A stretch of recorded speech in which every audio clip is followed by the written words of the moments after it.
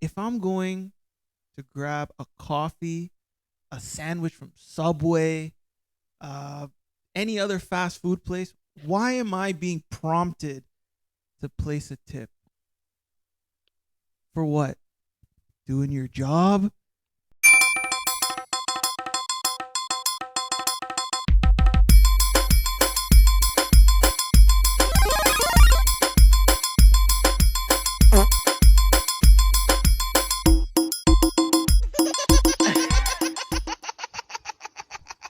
Boom. Laugh Kingz. Wow. All right, all right. Welcome to the Laugh Kingz, Woo. the world premiere episode. Yes, sir. I'm excited. I am excited.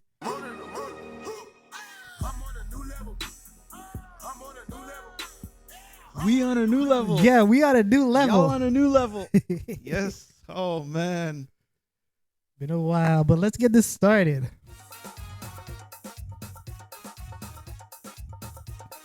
We got to give credit where credit's due. Yes, As sir. always, this is a throwback. Ooh. A throwback from Krishna, our main man Krishna. Give it up.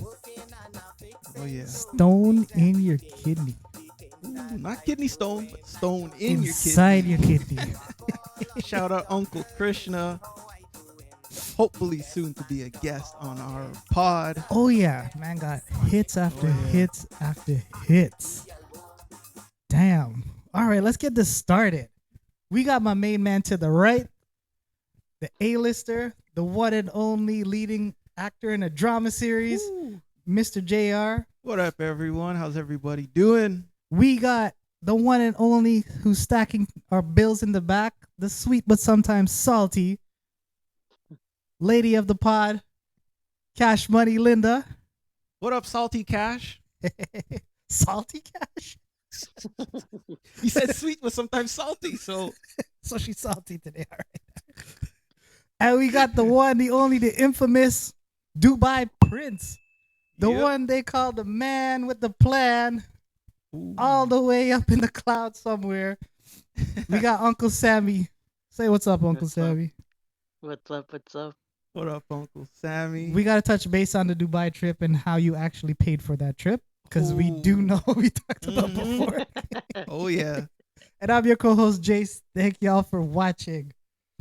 All right, let's see what we got in the agenda today. Before we do that, Yeah. before I forget, because now we're the Laugh Kingz, we're not here to play nice. Mm-hmm.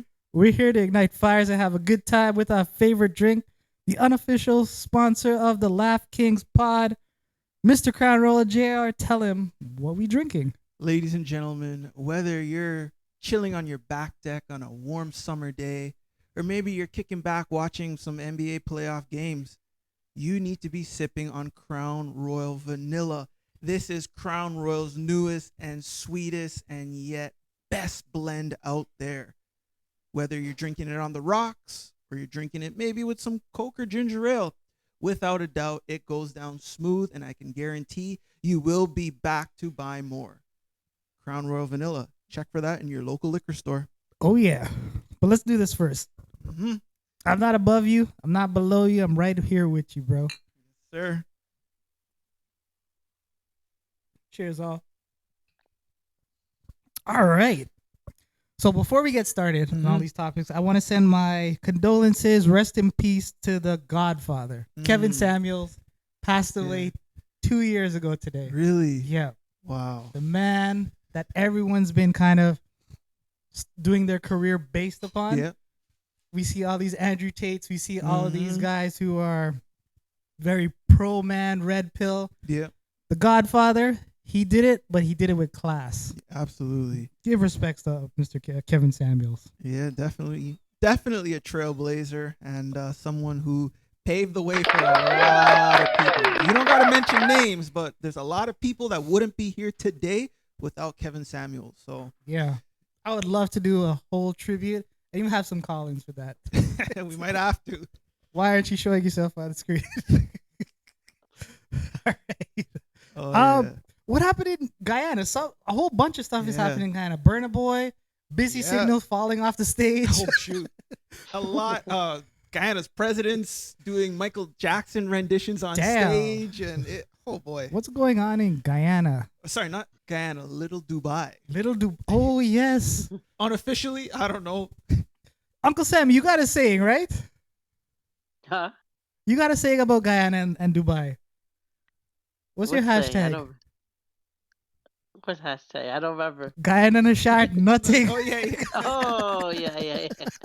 That's Cash Money Linda. I'm teasing with that. Oh one. yeah. Guyana and a shark, nothing at all. We got Yeah. concerts, we got big tunes, we got the president representing the entire Caribbean, and they got the Pegasus. Yeah. Pegasus or Pegasus, Oh, my depending on how God. you pronounce it. I don't even think it's called Pegasus now, right? I don't even know. Some American company probably bought it over or something. Or, The Ramada Inn. All right, Yeah. cool, man. So Burna Boy, what was Yeah. he doing in Guyana? So, Is it a from big my concert understanding, yeah, he put on a concert there. by himself? I believe they were supporting Lyrical. Okay. You know, the one who Yeah. sings "Right Now I Need a Jare." Yeah. He was like one of the openers. So they had quite a few Guyanese performers open, which was Damn. good. But obviously on the main stage, the headliner was Burna Boy. And it was a sold out event. There were thousands of Guyanese there, literally chanting and singing every song word for word. Damn. So I seen little clips. He put on a really great show. He's a performer, right? So, without a doubt, you're gonna get a good spectacle. But oh yeah, he definitely put on a great show for Guyana. And from my understanding and based off of some of the feedback that he's given, he loves Right. Guyana. They treated him like he's one of their own. So Yeah. From landing to you the know, airport yeah. all the way to the concert, the man felt it. It's nice Good though. for It's him. nice. It's nice to see. That's what you like. If you're a Guyanese, you like to see you put on, a great welcome where you have Yes. these big artists who, Yes. you want to make them feel welcome and whatnot. So, yeah, shout out Burna Boy. Shout out all the Guyanese that were a part of putting that together. Couldn't be done without all of them. So Yeah. And shout out Shensia. Just because yeah. we could be giving her shout outs. Oh yeah. Did you see the Richard Singh sort of response to that? Everyone had a response Yeah. to Hit and Run. His one's actually Really? decent. No, I didn't see Yeah. it. No. I saw the video. I'll put it down in the description below. Mhm. I might even play it on the side while I'm talking, but it's a really good song. I Yeah. actually like it. Okay. It's very masculine in Ooh. a way. I don't Oh, know boy. how else to Yeah, explain yeah. it. But yeah, it's a response to the Hit and Run. Big up Shensia. Oh yeah. Oh yeah. All right. So, shall we get into it? Yeah. What's been going on? Yeah, might as well. Hip hop is, you could say, in an awesome place right now. You could say it's in It's a awesome. frenzy. You could say it's in shambles, however you want to call it. But two out of the, I don't even want to say big three anymore. We got to remove J. Cole Yeah. from that. J. Cole's done. Two of the top dogs, two of the best are going head to head. Mr. Drizzy Drake versus Mr. Kendrick Lamar. Odom. Sorry. I don't know if that's the. I mean, He Yeah. was on crack. Sorry, go poor ahead. guy. Hopefully he's rehabilitated. Shout out Stephen A. Yeah. But oh man, we have been in for a really great, or we've been in store for a really great past couple weeks there with Yeah. it all started with the Like That record, which was Future featuring Kendrick, where basically Kendrick just kind of aired out Drake Yeah. and a little bit of J. Cole, and then we obviously know J. Cole took a step back and was like, oh, I'm out. I'm gonna take the high road. You two battle it out. But you know what though? Now I understand why Why? Cole took a step back. He Why? did not want to get caught in that Didn't want the smoke? crossfire. I'm just gonna. So you think he couldn't handle it? I think Cole is a lyricist, so I think he could have put together some. Cole's a pussy.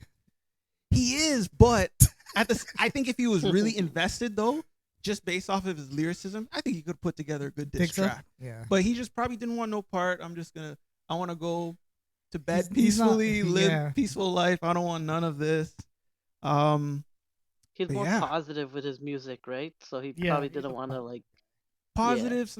No offense, his music's a little boring. a little sleepy. Yeah. But yeah, no, for Kendrick and Drake, this is what hip hop's been waiting for. Yep. Right? You have two of the top hip hop artists of this generation at least, and for the longest while they've been sending little shots back and forth, but now it's like, okay, we're gonna go head to head in the ring. And yeah, it definitely has not disappointed. I know. I was waiting. So Kendrick took a while to respond to Drake, right? He took did. a while, He which did. I was like, oh man, this is not going anywhere. Yeah. But finally, I don't know what it was. Maybe Kendrick took that 2 to 3 weeks just to Mhm. write like 10 diss tracks. Yeah. And then release them so he's ready. Yeah. But it's a good thing now. I think hip hop has never had this type of beef. Hopefully it's a beef. It's Yeah. not like manufactured beef. Right. Which I've heard of, but Yeah. I think it's a good thing. I've never seen this before in hip hop in my career. Also, too, like, I mean, we've had diss tracks, they go back and forth, but never at this altitude Yeah. with two big guns, right? Obviously, the Biggie Tupac thing lasts for a couple songs, and it was Yeah. just beef back in media. It wasn't beef back and forth with songs like that. But it's pretty cool, man. It is. Uncle Sammy, what's your take on it? It's fun, and it's really fun to see because goes back to when we had the Tupac and Biggie. It's just a Yeah. different era now, right? Like Yeah. it's crazy. You can go on X and then you can see them release their track, and everyone's like millions of people have listened to it in the drop of a few minutes. Yeah. I saw Kendrick release like 2 tracks in 24 hours Yeah. to respond to Drake's Family Matters. That Yeah. was so crazy. It's some interesting stuff though. Like the content that they're talking about each other with is, I don't know. It's like getting one step too, like, to me it looks like I know it's like hip hop, but they're saying some stuff that It's getting pretty personal. bad. Yeah. Yeah. He called Drake like a pedophile, man. Yeah. I think he went too personal with Drake. He even talking directly to his son, which I was talking to JR Yeah. yesterday. I thought that was Yeah. way below the belt. I didn't Yeah. expect that from Yeah. Kendrick. Yeah, neither did I. Hmm. But he's going hard on the pedophile stuff, talking Yeah. about Drake with underage girls and all. I was like, whoa, is this true? I don't know. Like calling him Diddy? I don't know. Well, okay. So one of Drake's biggest knocks, or a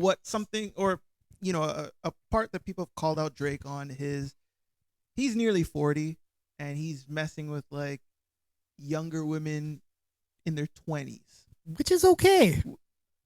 That's fine. But Which I is think okay. Kendrick is trying to Divide your say they're age by younger than half, 18. plus 7 is your ideal woman. Kevin Samuels got that from you, bro. There you go. Okay. So I think that's kind of what he's getting knocked on, but the underage aspect, I don't know. That's completely caught me off guard. I'm like, what? But Is Kendrick married? Does he have kids? he does. He is think he married and he is, does yeah. have kids. Okay. So So he's in a different kind of phase, or yeah, he's kinda different. thing. Different. So If he was a single guy, maybe he would be different, true. right? So I don't know. I think at this point you only have so much to say about someone, so you Right. kind of have to throw additional things in there and kind of juice it up a bit. Yeah. And I was telling you this yesterday, was a lot of the things that are being said about Drake by Kendrick is what the internet already knows about Drake. Right. So it's literally kind of regurgitated, right? Like there are conspiracy theories that have been floating around even before all of this beef of who's Drake been with. Right. And, there were rumors before of him hiding a daughter, because we know that obviously Pusha T exposed he had a son and whatnot. He even told academics, Yeah. if you find my daughter, Yeah. I will work for you. Try to say like, Yeah. there's hell Yeah. no way I got a daughter out there. So there's also a rumor that Drake was feeding Kendrick, like him knowing that Kendrick would potentially diss him and stuff. Okay. He was saying to Kendrick like fake stuff about himself. Yeah. That's true. So, so now he talks about a daughter, which they're saying is not true.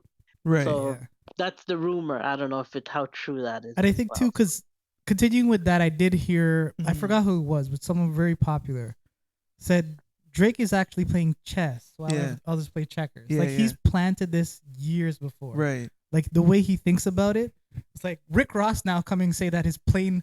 Yeah. You saw when it went that Yeah, emergency yeah. landing. He said Drake shot it down or something Yeah. like that. But okay, hold on. So I gotta get into that for a second. Okay. So I know. So Drake's plane, which you Right. guys seen the blue with the clouds. OVO played, yeah. So, with my previous experiences in the cargo industry and stuff, Right. Cargo Jet, based out of Hamilton, they not lent, but basically they had an old cargo plane that they refurbished and repurposed Right. for Drake. Obviously, he bought it for whatever chunk Right. of change, but a lot less than what you'd pay for an actual private jet. And all they asked for in the stipulations was you just have our Cargo Jet logo still painted on the engines. Right. But you could paint it whatever. We just need our logo still on there. Right? Cool. So the whole thing with Rick Ross was you got like a 1970 Cargo Jet, which is actually factual. That's true. And that's what he was like, going on. But then it turns out Rick Ross's private jet ended up having to make a crash landing. So now it's like the same.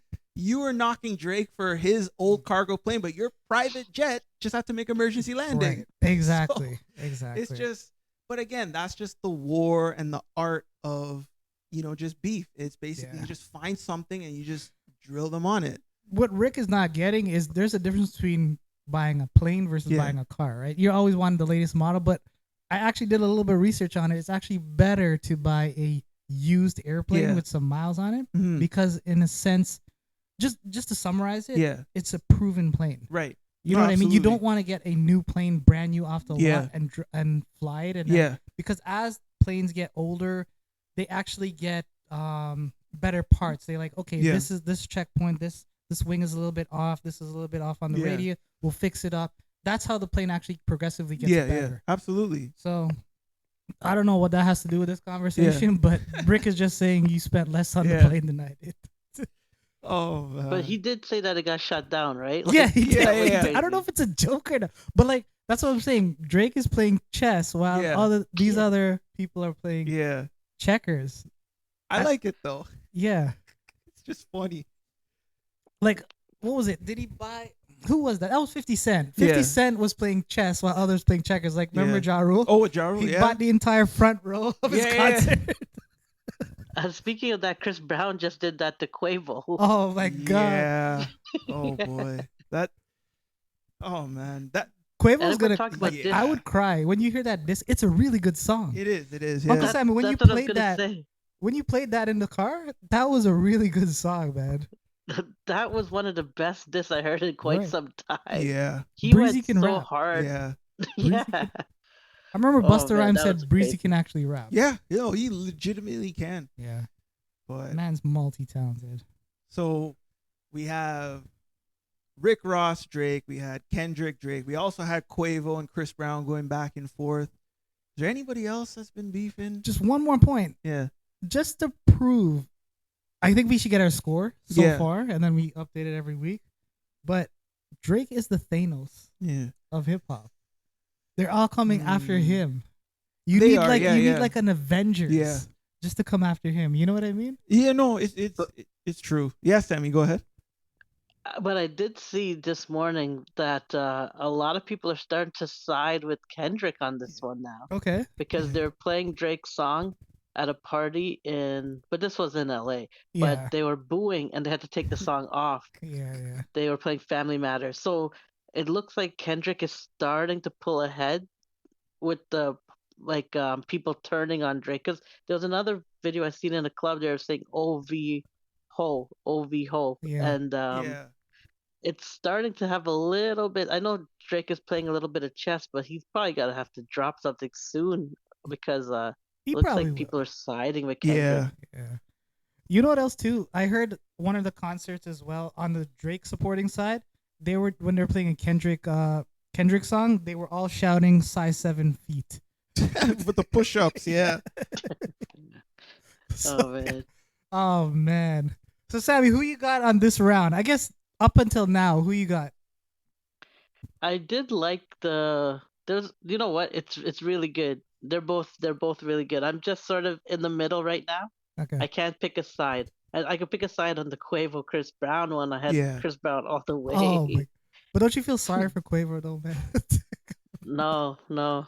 Oh man, when he said that, when he talked about that takeoff line, when he said Yeah. that everyone wished you died instead, That's Quavo must have foul. heard that and cried like, Did Quavo oh respond? man. He did, I believe, and he had But an unreleased takeoff verse in. I think it was one of either the first diss that he did or the response. I can't remember, Okay. but it wasn't as good as Chris Brown's. no. But And you Here- can't respond to something that's not as good. Like, you know what I mean? Yeah, that's true. yeah, but I don't know if you guys. So in Kendrick's first, I think this is his first diss back to Drake. He only did one, right? Back to Drake. Two, actually. Two. now. Actually, but he released two more last more. night. Yeah, I think Last two more night, last yeah. night. So in one of the disses, so Kendrick actually mentioned a restaurant in Toronto Oh yeah. on yeah, Spadina, New Ho King. So now the fact that Kendrick mentioned, so there's a little backstory. I don't know if you guys heard about No, it. I didn't hear So allegedly, Drake was robbed at that restaurant back in like 2009 it. Okay. by another Toronto rapper at the time. And Carl Wolf. oh god, no. Oh, Carl, Shout out holy to shit. Carl I was Wolf. like, yeah, 2000s, yeah. All right. So he was robbed there, and allegedly he filed a police report. Okay. But when the police went to follow up on it, he basically kind of backed out. So people are saying, well, you still snitch. So they're calling him a snitch within Okay, the city, okay. right? So that's why Kendrick mentioned New Ho King in his diss track to Drake, which then I seen a picture on X yesterday where people are lining up outside of the restaurant to actually eat there. Just like he didn't mention the food was good. He just said New Oh, Ho King.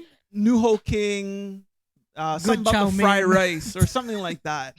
And yeah, so now, like, if you look at the reviews of the restaurant from when the diss was released up until now, it's all 5-star. It's all, Damn. we love the food here. I'm like, so now basically this restaurant that Drake was robbed at is now getting free promo from Kendrick, and sales and everything has boosted and Damn. lineups out the door. But again, it's the art of beef is Kendrick had to dig deep to find out that Right. information. Right. Right. So yeah. But do you think Kendrick actually said Laugh Kingz instead of New Ho King? I hope so. All right. Gotta cut us a check, man. Yeah, man. But Cool. yeah. Beef. All right. We got Sam in the middle. Yeah. How about you, Mr. JR? I'm leaning with Kendrick here. Really? I like the fact that Kendrick waited and didn't just rush and put out garbage. He Right. actually crafted a proper diss track. And I thought honestly that it was really good. Yeah. And I just like it's the art of war. You know what I mean? It's not like he's just trying to go in for a headshot. It's I'm gonna make you feel every single shot that I'm Yeah. delivering. You know, so Yeah. I'm on Kendrick's side on on Kendrick's this one. side? Yeah, unless Drake turns out with a really great or So you didn't like any amazing- of the Drake comebacks or anything like that? The first one was pretty good. the push-ups. Yeah, I liked it, but it was It had like the AI from Snoop, Biggie, and Tupac. yeah, but Thought that was creative. it was until Tupac's family sent the cease and desist. Well, I mean, yeah, you got to rep for LA, right? For the West Coast. So, but how about you? Where are you siding on this? I don't know. I'm biased because I've never been a Kendrick fan, to be honest with you. I think his voice is annoying. Really? Like, yeah, it's annoying. I just think it's annoying. yeah. I know he's a good rapper. I just don't vibe with his music. Like I can't even name you a Kendrick song I like Yeah. other than B Don't Kill My Vibe or Oh whatever yeah, like yeah. that. That's the only yeah. one I kind of like. Yeah. So I'm kind of biased in that. So Hmm. whatever. Y'all can hate me if you want. I just Yeah. don't like the way he does music. Well, I think that's fair. I think that's a knock that Kendrick gets quite often. Because the comparisons have always been Drake is pop. Drake will make the girl records, the pop records, the radio records, the TikTok, all that. But between the lyricists, it was always the comparable was Kendrick and Cole. And Drake is just in his own stratosphere with, his Billboard chart hits and all of that, right? That's what I hate about the heavy rappers. Like, it's not always about lyrics. Yeah. Like, if you want to listen to a song and you're cruising, Yeah. you're gonna put on a Drake track.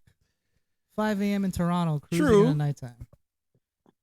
But I think I understand the lyricist thing part though, because if I had to I listen to the lyrics a lot. So Mhm. if I had to choose, I would usually choose a J. Cole song because I like J. Cole, the way he uses words, and I like Yeah. the punchline. So I could give you Jada Kiss as an example. I'm a huge Jada Kiss fan. He's never put out the music that would be commercial wise. So he's Yeah. not making the money behind it.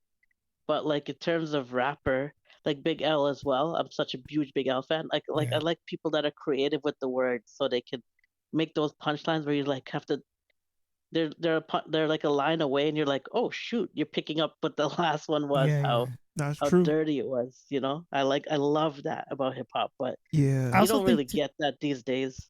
Yeah, I also think too. Like, I'm a huge Jadakiss fan. I think he's just on another level. Like, True. to be honest, we got to get back to Dipset versus the Locks. The Locks. Uncle Ooh. Sam, you know what this guy said? I don't know if you What- caught that oh. episode. Caught Tell what? what you said. Okay, so I said from a cultural aspect of the fashion, just presence in the streets, I was riding with Dipset over the my Locks. God. Never. Oh my God. No, but hold on. Let's separate it though. Let's separate the lyrics and the music. I'm just talking about Harlem. The presence in Harlem is Dipset. D block. Yeah. D. But in different parts of New York, it was always, the Locks, right? Like if you're in True. Yonkers, it's gonna be Locks. Brooklyn's the Locks too. Yeah. Yeah, but I don't know, man.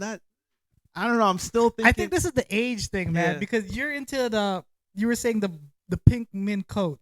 You're into Yeah. the pinky ring, right? Yeah. You're into all that style, which I Yeah. get. It's cool, but you know what? Yeah. You see how I dress here? Yeah.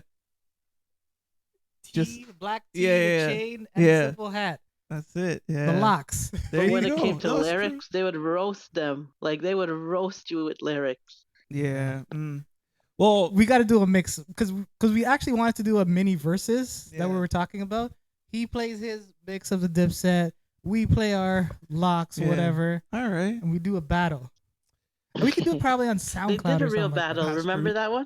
that. Huh? Yeah, that. Remember- Oh, Jadakiss destroyed them. Yeah, Made yeah. them cry. Yeah. But I do like Cameron and stuff like that. He's Yeah. doing his cool thing with his pod with Mace and stuff like Yeah. that. No Yeah. shades at them, but talent wise, No, respect wise, I'm giving it to the Locks, but I'm just talking about just from a fashion standpoint, just presence in the streets, just don't talk about presence in the streets. Jim Jones. Jones. What? Jewels. Jewel's okay. What? Jewel's okay. I don't even have to say the next one. Cameron, come on. We're talking about We're talking about Stinky Stinky. You want to hit and teach me. You want to make it Mickey. That's how he raps. It is. You I ain't don't got know, no man. lyrics I like don't know. Jada, Styles P, and Chic. Yeah. And remember J Hood? Remember J Hood back then too? Oh, yeah. From Yeah. D Block? Damn. Man, but We keep coming back to the same Yeah. question. I know we're going to have another segment on that. yeah. All right.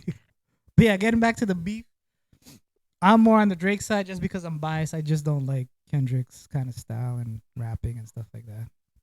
I actually understand what you're saying because I don't listen to anything Kendrick Lamar, so I don't. But the only thing is, because I like the words, I just want to see who hits the other one the hardest. Yeah. And I don't know, Kendrick is hitting him pretty hard right He now. is, yeah. I don't even think like Kendrick lyrics are that good, to be honest. I think Drake lyrics, when Yeah. he sits down and write, like you want the Drake from like the Forever days. You know, the Forever Yeah, with yeah, him, yeah. Lil Wayne, Yeah. that was Drake going hard Yeah. when he was a rapper. He still has it in him, I think. Oh yeah. He got the Yeah. money to get the ghostwriters. Yeah. Did you see the thing they released? So the last diss track that Kendrick released, it was last night, but the the graphic that it has, it shows like Drake's mansion, and Okay. it has like these little red, like I don't know how to Bullseye call it, like little target things, and it has Okay. like Yeah. a lot of them, right? But Yeah. the thing is, it's such a deep diss that those little target things show sex offenders. Yeah. So if you go to a sex offender like like a map that Mhm. shows like registered sex offenders in your city, it actually shows like it's saying that Drake has like a lot of, and the red part is actually about child sex offenders. Yeah. So like it's so thought out that even the picture cover art is like hitting him with Yeah. that sex offender thing. I'm like, now this guy's going at Yeah. him crazy. It's crazy. Yeah. When I seen it at first, the same thing as you said, I'm like, what the hell? But then I started Yeah. reading. You know, when people start like on X, they start doing threads, right? And it's Yeah. like the deep Yeah. dives. And I'm like, oh shoot, is that really what they're doing? But Yeah. yeah, that's what I'm saying. Like, this is just the art of war. It is. It's amazing. You know though. what I It's mean? good. Maybe it might turn me into a Kendrick fan. Maybe I might like want to, because I'm actually listening Yeah. to him now. Yeah. I Yeah. wasn't really. Yeah. It was Kendrick. Yeah. He did a release. I was like, whatever. It's Yeah. gonna suck because I know he sucks. But now I'm actually listening to it. I think once you get past because Kendrick in his I'm music, like he that, does though. I'm like Yeah. that. I'm kind of like, I'm weird like that. If I don't like you for whatever Yeah. reason, I won't listen to any of your music. It could True, be something yeah, you yeah. wore. It could be like, I didn't like how you look. yeah. I'm weird like that. I'm still in my high school days. Man.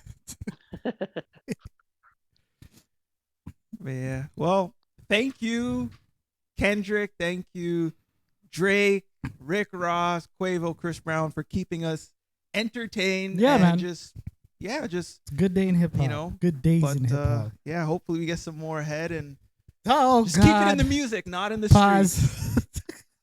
But can we say Pause, Rick Ross yeah. gotta stop though? Like Rick Ross gotta stop. Yeah, Rick Ross gotta stop. He gotta wear proper shirts that fit, man. Man, belly always hanging on the bottom.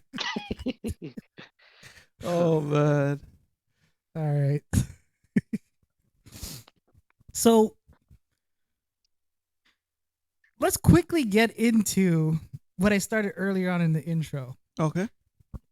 We're talking about Dubai, and we got the Dubai Prince on the line. Yep. The one and only. And Uncle Sammy, you were in Dubai actually, right? Yeah. Yep. Damn. How was that? And how did the transaction go with the with the DMs and stuff? How you got that ball rolling? So all the experiences I was able to do because of the what we talked about earlier, golden showers, like Was it 30K or was it like more like 10? Spending You know money. what? It was enough to have a good time there. Just kidding. We're joking. I can smell the stench through the Don't phone. put I don't want to start rumors out there that everything was paid for. Oh man. It wouldn't be. Yeah. I'm not saying it would be wrong because I wouldn't mind going to Dubai because I've been with Uncle Sam. It's a beautiful place. I would take that deal in a second to go back. Sorry, Uncle Sam. Go ahead. No. I'm just listening. So, would you, knowing how a great time you had in Dubai, would you take a deal like that now to go back? It depends on what I have to do. Oh, they just gotta pee on you. Just to pee? Pee and 30,000 cash. Pee for how much? How much thousand? 30,000. Oh, that's hell yeah. Yeah, you would do it. Yeah, that's just not the poo because we talked about the poo. Yeah, we before. talked about the poo. Would you take the deal if it's like a full first class paid trip to Dubai? They set you up in the hotel and give you a car, but no cash. Just like, you know what I mean? You gotta spend so you can gotta have, spend like- money on food and stuff like that. Oh, I gotta spend the money on food. Yeah. I thought they'd have to spend the money on food. Only the flight and hotels covered. Only flight and hotel. Yeah, exactly. Oh, and it's first class on Air Emirates too. Oh. Damn. Yeah, empty the bladder. Empty the bladder. But What yeah, about you Dubai is a great place to go. It's such an amazing, like, Seb, we're talking about when we come home, it's going to be like, damn. I don't think we'll ever go to another place as beautiful as Dubai. I could imagine. Yeah. Knowing what you heard from us, Yeah. would you take that offer? All expenses paid, hotel, Emirates, first class. You just got to pay for food. Hell no. What? No What? way. We No both said at the same absolute time. way. Really? No. What? It's just pee. Is this Because on Pete? the flight there, I've got 14 hours to think about. Look how long. You don't have to think about it till the last two. You have 14 to Hell eat no. caviar, Yeah. go around the airplane, have Yeah. some bougie drinks. Hell no. I'm gonna be eating thinking, oh shoot, I'm literally. You can like, plan about to your get pissed on, like, excursions. nope. No. Wow, I'm shocked. Jay, I- what would you do it? Of course I would do it. I love Dubai. Just to go back. Oh man. There's so much places we didn't get to go, and some places I want to relive. Yeah. You know what I mean? Yeah. Oh, it's so beautiful there. Ah, So damn. if you guys were to compare, let's say, life in Toronto versus life in Dubai, right? That's a question? Yeah, it's not even Hey, close. some of us have never All been. right, so continue. I'll let Sam take this one. I think okay. So comparing, let's break it down like this. If I want to go to a restaurant downtown, let's say for dinner for two, I'm probably gonna pay about maybe $150, $200. Drinks, appetizer, whatever Okay. restaurant. If I'm going to one of Dubai's finest restaurants, how much do you think I'll be paying for two? Dinner for two, drinks, full course. It would be similar in price. Okay. Maybe a little bit more expensive in Dubai. Like if you're going to the fine dining places. I think though, in terms of food, because I was using the Kareem app for like Uber Eats. Big up, Kareem. Food, yeah, big up Kareem. The food in general, Yeah. just not going to like fine dining restaurant seems way Okay. cheaper than it is in Toronto. Really? Yeah. And there's no tax, too. Yeah. Right? So So, it's- whatever you see, you see. That's the price. So you're hold paying. on. There's no tax? No tax. No. No tax. Wow. Well, we're here. And fine dining Yeah. in Dubai, Yeah. like think about it. Our hotels are probably the best hotel here is a 5-star. Yeah. The best hotel in Dubai is not even on a 5-star scale. Yeah. Wow. Yeah. So like fine dining in Dubai is fine dining. Yeah. You're drinking Yeah. gold liquid. That's crazy. You ain't Yeah. getting that here in Toronto. And the chefs are world renowned chefs Yeah. too over there. You're not getting So that in that's- Toronto, LA, New York, Mm. Paris. You're not Damn. getting that Yeah. anywhere. Dubai, those sheiks are amazing. They're like, what do Yeah. you have? We make better. Yeah. Al-Waha. Yeah, it was quite an experience. And then I thought Toronto was a nice city. Mm-hmm. I thought it looked good until I went over there. Yeah. And when Jay and I were talking, when we come back, we're like, not even close. Yeah. Like every building there, it could just be a random building. Yeah. All have lights. All beautiful. at night they're lit up. All look good. All are Yeah. tall. It's just they don't build anything that's not quality. All is a Like, piece you of can't have art, an ugly right? building. Yeah. Yeah. Huh. Our hotel was a piece of art, but it's Yeah, like yeah. a regular building surrounded by such, Yeah. I don't know. It's an Wow. endless skyline too. Yes. Okay. So I got another question for you Okay. guys. Aside from all the amazing, architectural phenomenon. Are you talking about the women in Dubai? Well, I'm about to get into that. Okay. So, no, go where you gotta go. so My I'm married. favorite Please, my favorite aside topic. from all of Directed the- to Uncle Sam. yes, yeah. Uncle Sammy, this one's for you. Yeah. You're also able to chime in. No, I'm joking. Of course, I'll chime in. So aside from all the phenomenons of the buildings and towers and whatever else, right? Yeah. Was there anything there that you seen that was appealing to your eyes? Oh my god. Oh, I How think would you leave it such open ended? I think Jay would be able to know that I kept like giving him like a little nudge every so often because there was so many things that were appealing to my eye that my I don't know which way to look, to be honest with you, but And the but thing is, Well, even like it's go, crazy the amount. It's just beautiful. yeah. Wow. and like the women there are covered up too. Yes. So it's Yeah, like I think it's probably better because you actually focus on the beauty of a woman Mm. rather than yeah.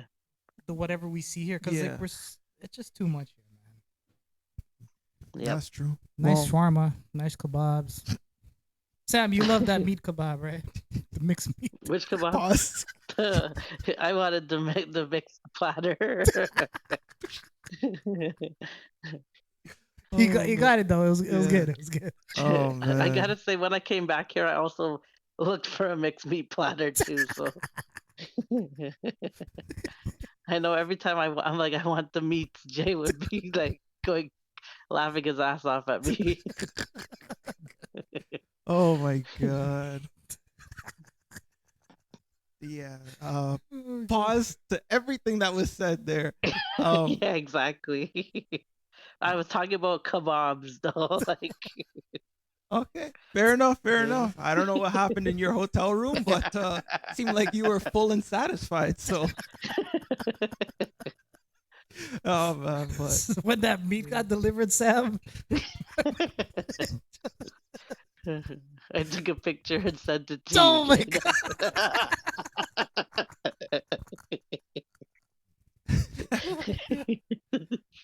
holy, but Uh, crazy. starting to believe you. I'm starting to believe you guys went there on a mission. This wasn't like a free for all kind of trip. This something went down. I didn't do anything. Oh man, no, It was but a good time. Definitely would recommend yeah, okay. experiencing So, Dubai. And like literally in the next 5 years, it's gonna be better than it is mm, today. Like that's the thing that's crazy. It's getting better every year. yeah, Yeah, they're that's- building a new airport. They're doing that mile high tower. They just keep building. a When new we're airport. Yeah. The airport's amazing. Yeah. There was an article I'll post down below in the description, but I don't know if it's a new airport or a new terminal, Yeah. but it's going to be the same size of the current airport, just Oh way my better strategized. God. They just keep looking for perfection, Yeah. man. Yep. Wow. Well, that's it's definitely on a bucket list of mine to definitely head out there at some point in the future. So yeah, I'm definitely, based off of what I heard, glad you guys had a good time, and I think Yeah. I want to head out there Enjoy at some some point. meat, good mixed meat. Nope. I'm vegetarian. You know, you know what though? He gotta lower his standards when it comes to the bladder. Maybe then he could get out there sooner rather than later. I know you got some DMs in there. Already Nope. sending you off. DMs are closed, locked. Man, DM my man JR if you in Dubai and you want to invite him over for a trip. Send it to him. Send it to him. If not, send it to me or Sam. yeah, We would love to go go that back. way. Go that way. We'll see you there. I get a DM and be like, nope. Contact Jace, not me. Nope. Contact Jace or Sammy. But okay, so here's another question for you guys. My understanding of Dubai, and there have been several myths that I like to debunk. Does everybody there drive Maybachs and Lamborghinis? No. Okay. No. Because the idea, or what's painted, is everybody's driving a Lambo. There's Maybachs everywhere. That's the Instagram life. That's the Instagram Okay. life. Everyone on Instagram is living their best life. Yeah. Right. No, man. Okay. Oh, There you was saw a a lot of Maybach at our Nissan. hotel though. Yeah. Yeah. You see them. You see Yeah, them. yeah. I would say you see them a little bit more than you would see them in Toronto. Okay. But Yeah. it's not like it's so much more. Yeah. You see the regular Nissans, the Okay. Toyotas, the Mazdas. Yeah. Yeah. All right. Okay. So that's Okay, so people are And still we went into the living. bougie places too. Yeah. We went to the bougie places. So it's either people are still living like a modest lifestyle there, Yeah, man. where you're just driving like You gotta you're remember, a it's Honda like Civic. it's a you know? Muslim country. They're very conservative. Very, Modest, very. modest is the way they live. So Most See, okay, part. the only thing is we didn't go. We were not allowed into the Palm, where Right. Mm, the gated community where the people live. yeah, I'm guessing that's where a lot of those cars are. Um, Yeah. could be. so you do see, but you like Jay said, you see them a little more than you'd see them here. And don't get me wrong, they are there for sure. But Yeah. it's just that you don't see them all the time, like how Okay. we think or like what they portray here. Yeah. Okay. So yeah, it's still like again, it's what's painted to the rest of the world is they're like this uber rich country where you're damn near pissing and shitting in a gold toilet or whatnot and driving all these fancy cars, but there are still people there that work like regular nine to Yeah, five man. jobs and Oh okay, yeah. okay, Yeah. that's cool. So, and I guess a question for you guys: can you see yourselves living in Dubai? Full time So living, I not guess split life. No, full I time. can't I because I'm could. like 40.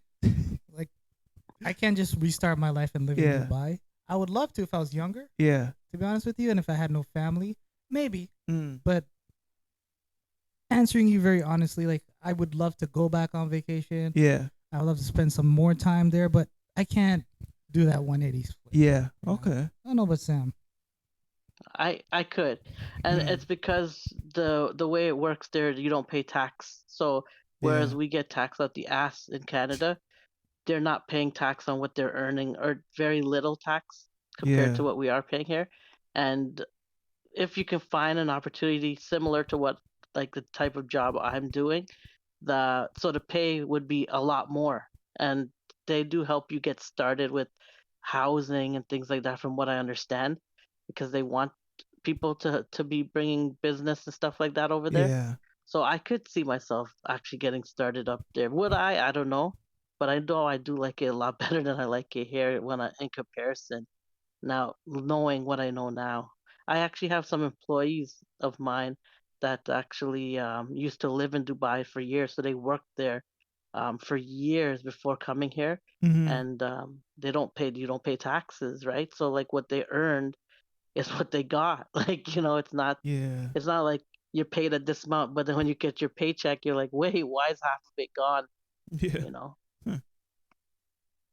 Wow. And okay, so Jace, if you're younger, you possibly I'll consider it. consider it. And if you're I'll single, consider no it. family, and Sammy, you say yeah, like you could Yeah. definitely see yourself living there. Yeah, but again, I don't have a family and stuff like that, so Yeah. I understand what Jay's saying. If you're settled, you have a family and stuff, it's hard to just pick it up and go. Like, Mm. so it's lot more. It's a lot easier from my Yeah. perspective. My answer might change if I had a family. Hmm. Okay. And I guess my last question for you guys is here's another myth that I've been trying to debunk. So over the past several years, I've known a few people that lived in Dubai and now live in Canada, whether it's through school, through work, whatever it may be, over the years. And I always question, I'm like, why would you leave Dubai to come to Canada?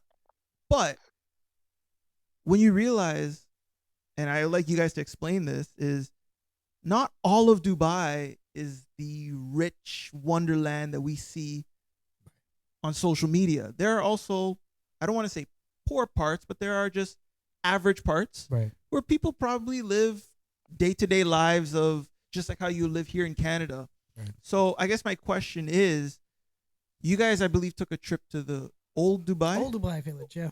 Okay. Yeah. And how does that compare to like their downtown area that you guys were staying in?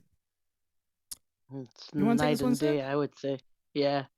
It was night and day comparison, Mm. because what you see if you're at Atlantis, the Palm, or if you're in those areas, and then you look at all Dubai, it's quite different. Yeah. You feel like you're not in the UAE actually, Hmm. because if you're seeing the opposite, with the big buildings and all of that, you actually feel quite different. It was interesting to go there, but I guess maybe I should have went there first, then then go there second, because then you're like, oh, okay, comparing it to everything else you see, you know. But Yeah.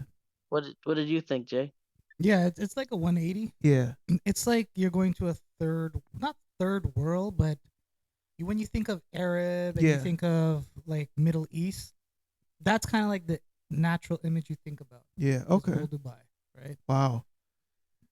Yeah. So so I can see why people would come over, because also too, not everyone there has money. It's just like yeah. everyone's always looking for opportunity. Yeah. And there's a brainwash thing, right? Everyone thinks Canada and America is a better place. True. Mm-hmm. And it's like ingrained in this world that everyone thinks you have to come to America or Canada to have Yeah. a better living.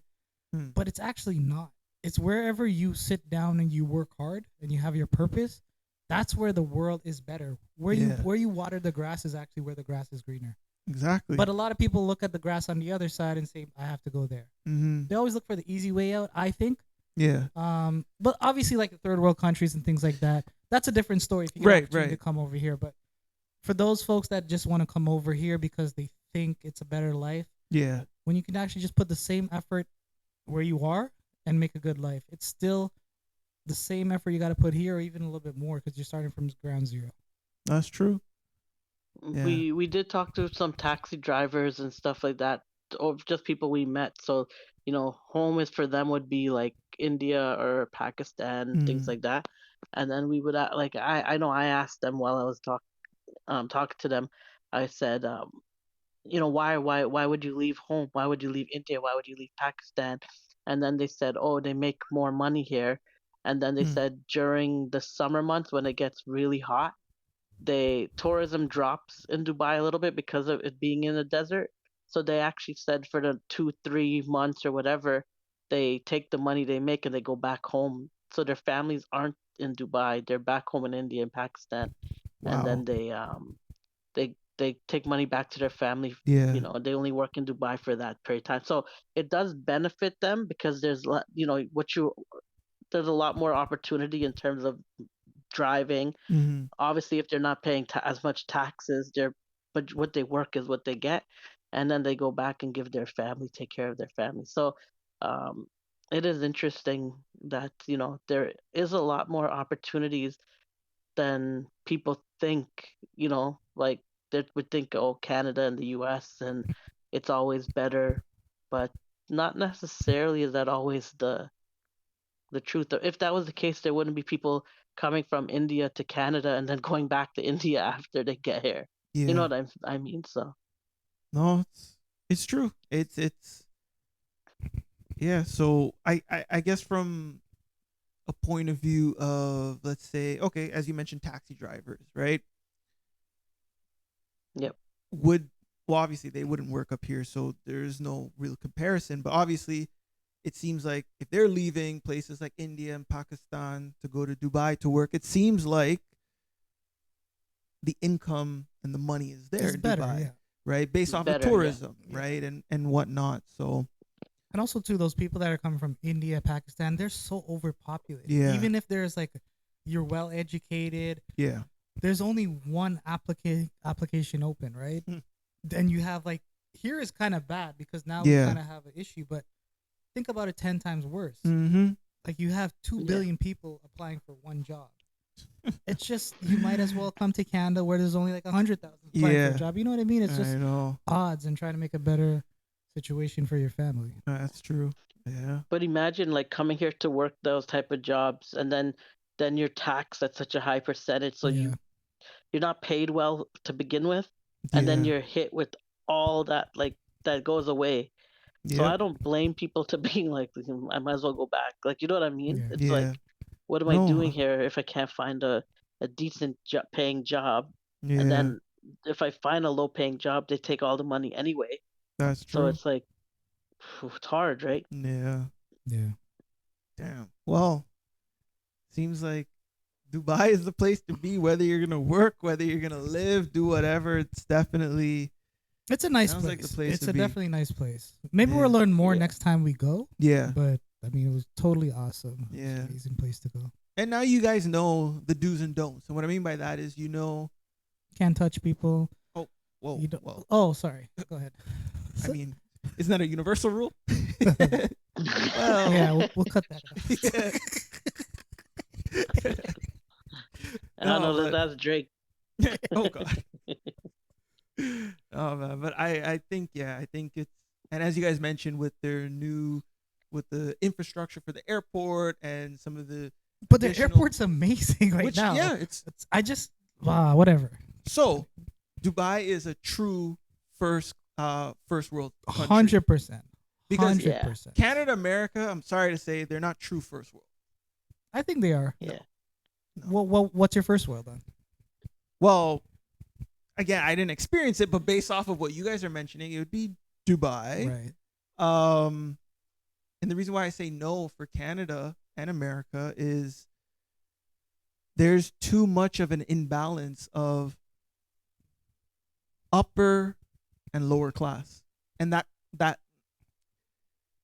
I think I would challenge that. you need a strong balance though to then say, okay, if our upper class is, let's say, whatever percentage, and then middle and lower is whatever percentage it is, it should somehow balance. You don't go on the streets in Toronto. Like there's Mhm. homelessness everywhere in the world, right?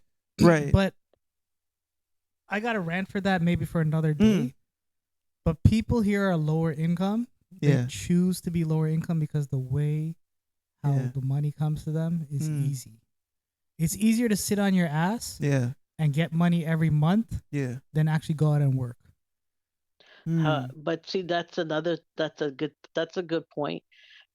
But the difference is there's a ruler like in Dubai. Do you know what I mean? We're over here is a democracy, and we Yeah. have a lot more rights and freedoms where you wouldn't be able to be like just be homeless, or you're not going to be able to see. You know what I mean? Like when you see the encampments and stuff that they set up at universities, you're not able to do that stuff freely in those other countries. You know what I mean? That's true.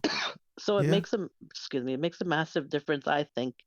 Um, Yeah. and a lot of the rights that we have in these countries and stuff, I think it gives people that entitlement. They feel like Oh yeah. I can do this, I can do that, Mm. whereas you don't have the same feeling over there. So there's good things with democracy, and there's other good things with, like, for example, we could use the flood. They had 2 years of rain in 24 hours, Mm-hmm. but because there's someone ruling the country, people had to work. Do you know what I mean? Like they got that in 48 hours, all the rain was gone off of the roads. There was no flooding after 48 hours. Whereas I think if it was here, I don't know how 5 long months. it would take to fix. Yeah. Yeah. 5 month union grievances. We're not working overtime. Yeah. Yep. Yeah. So that's the thing, right? But the funny thing is, the people who, over there that you would think would say that would have a lot of problems with, someone governing a certain type of way or something, they don't have any complaints from the people. Again, maybe they're scared to tell us, but um, you don't see people not happy with the government there. Whereas Yeah. over here, you just got to look at the fuck Trudeau signs and you can Yeah. see, you know what I'm saying? So it's interesting. You think democracy is the way of the world, but and they're saying that's the standard, and other places where they don't have democracy, people Yeah. aren't happy. Well, I don't know. I didn't see people not happy. That's it's a Mm. hard topic because maybe we get touching upon it another day. Yeah. Because like Yeah. here, we're so entitled. We complain about everything, every frigging thing we complain about. Well, I think we have that freedom because we also have the freedom to vote who we would like our government to be, right? So if you're given that power to elect who you believe should run the country, then I also feel like that does come with, you also do have the right to complain about whatever you want. You know what I mean? Yeah. And also Yeah. too, because we do pay so much taxes here, where our tax dollars should be going to, I do believe you do have a right to complain.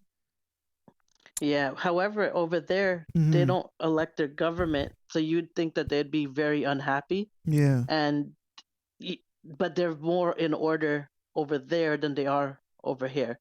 I can say there's we.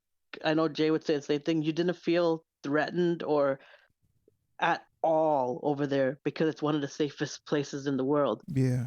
and that's because the government takes care of that. You know what I mean? So Mm. we have the more freedoms, but we have all the people not happy with the government where they don't vote for the government, but they're happy over there. Yeah.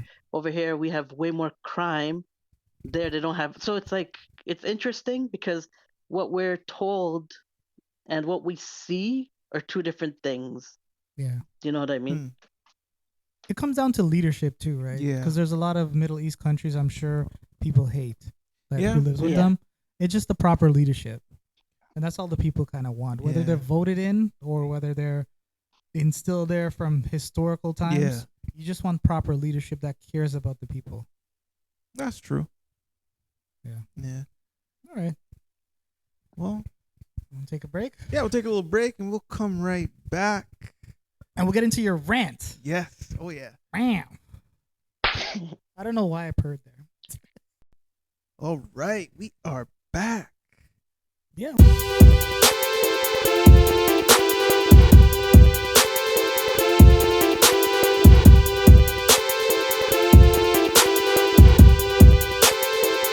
We are back Yep. live here on the Laugh Kingz pod. You got something on your chest you want to get off? Yeah. So, y'all recently went to Dubai. Yes. True first world country, by the way. Shout outs to the Sikhs and whatever they call it. Sheiks. Sheiks. There you go. I'm like, The wait, bed sheets. Sikhs, the religion or the people? There you go. But it begs for me to ask a question. Tipping etiquette. Oh, beg, not beg. Oh God, I beg. In Dubai, what is the etiquette over there on tipping? Is it something where you're basically it's shoved down your throat where you kind of have to tip, or is it you do it if you feel? Basically, you do it if you feel. It's not definitely not shoved down your throat. Sam and I, we were thinking about how do we tip Yeah, because you usually hand the machine and it says tip yeah. or how much tip do you want? Where's the tip? No, it's actually not even expected. Mm. It's something I don't know, Sam. How did the lady describe it? She told us that, like, we asked her, like, how do we give her tips? She's like, it's not expected. You don't Wow. have Yeah. to tip or whatever. Like, she flat out told you that you didn't have to tip her, Yeah. which was different than what we're used to. So it was like the fact that we asked about tip, Yeah. she kind of was like taken back by it.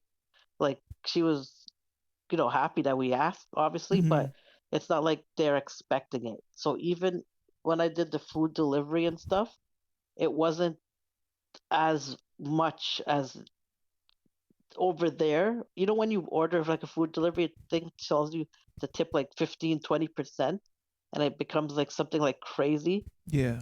amount of money for just getting food delivered to you.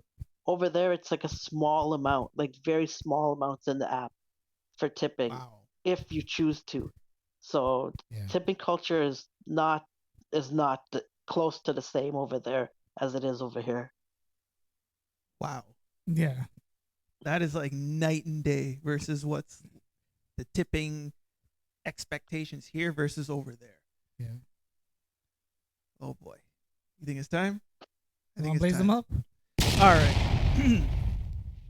The reason why I had to ask what's the tipping etiquette over there or the expectation over there is because of the fact that here in North America, Canada, and even in the United States, everything that you purchase from a restaurant, a fast food joint, a coffee shop, wherever, it's literally prompted right in your face, down your throat. We're expecting a tip. At some point, we need to all take a step back and realize that the customer basically no longer has the choice on placing a tip. You're handing me the machine, or I'm about to tap my card, I can't even tap because now I'm prompted on selecting the percentage for the tip, the amount, or whatever the other option is. As the customer, we should still have the choice on whether we want to place a tip or not.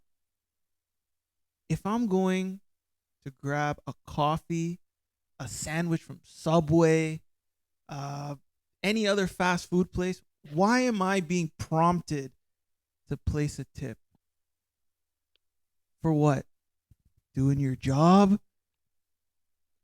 Exactly. It makes no sense. A sandwich artist for doing their job to actually put in the damn BLT in the bread and ask if you want it roasted or not roasted. They're asking you for a tip. Absolutely, it makes no man. sense whatsoever. It's ridiculous. It pisses me off as a customer. And I get it. Look, it's not the employees that are pushing it because it's automated through the system to prompt when you're paying debit or credit to whatever, how you want to pay the percentage, the amount of tip, whatever it may be. I get it. It's not the employees. But as a customer, I don't want to see that. If I want to place a tip, I will place it at my discretion. Right. I don't want to see automatically popping up. You know what I mean? It's just frustrating. It's disappointing.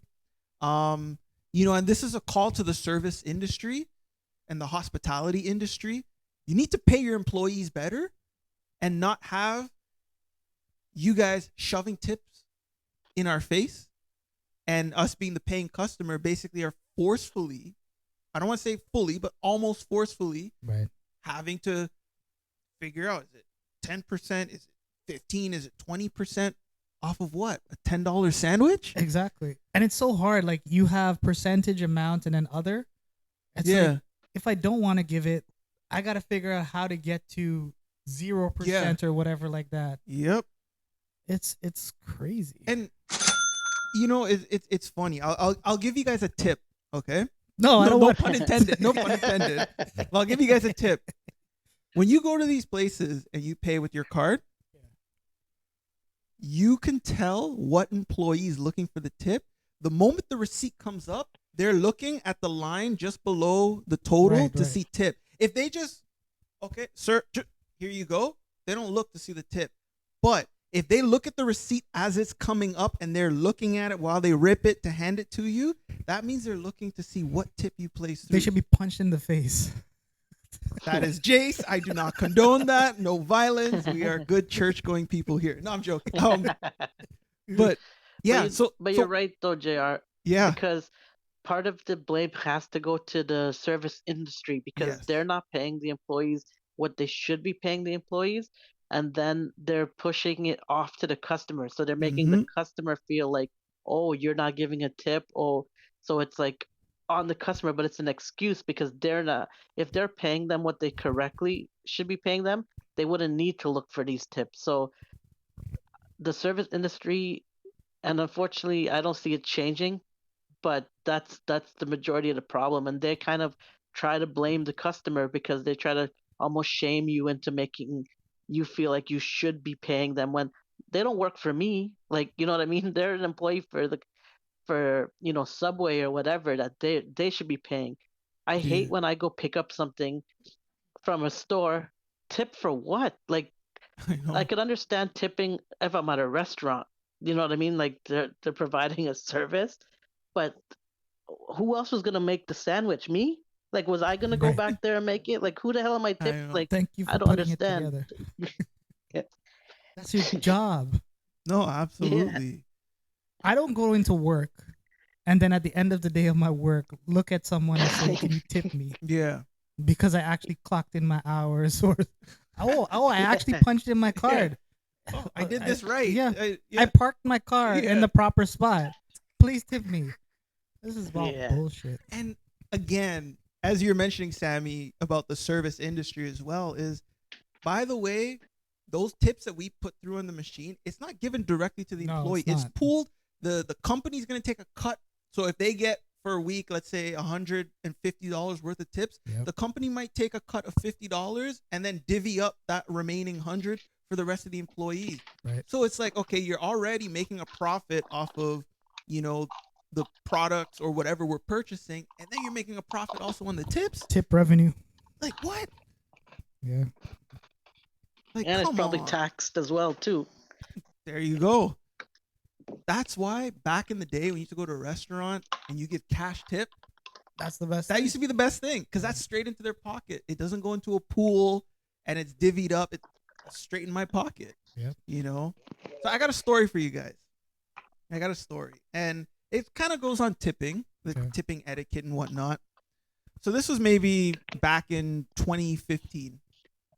I was solo or dolo downtown. I'm like, you know what? Instead of getting some fast food, I feel like I'm going to go sit down at Denny's and grab a nice bite to eat, right? Instead of the McDonald's or the whatever. There's a Denny's right by the Eaton Center, Yeah. kind of on Dundas. I don't know if it's still there, but Damn, you went all out. yeah, I was spending the day downtown. I'm like, Jeez. you know what? Let me go get something to eat. Why not? Spend a few Damn. extra dollars. Damn. Slow down. So it was maybe like 6:30, 7 o'clock at night.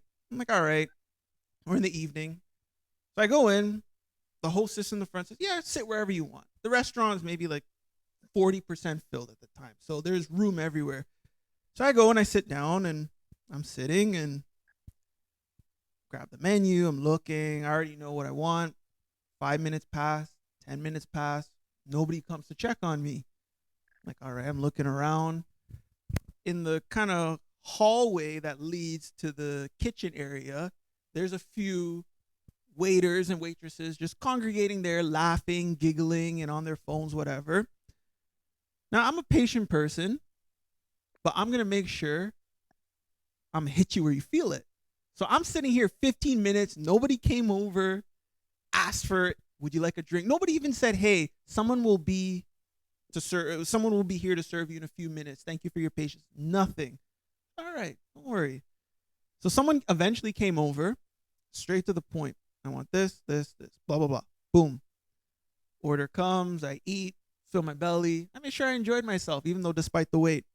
Come time to pay, I just paid for the meal. I didn't put no tip. So when the waitress was pulling up the receipt, she looked at it. Chewing gum, no tip. I said, She actually said that? she looked at it before she Said literally no rolled tip? it up, ripped it. Damn. Chewing gum, no tip. I said, I was sitting here 15 minutes while you guys were standing in the hallway laughing. Nobody came to me. Why do you deserve a tip? Ooh. And at this point, that's why I said I'm going to hit you where you feel it. You know what I mean? Yeah.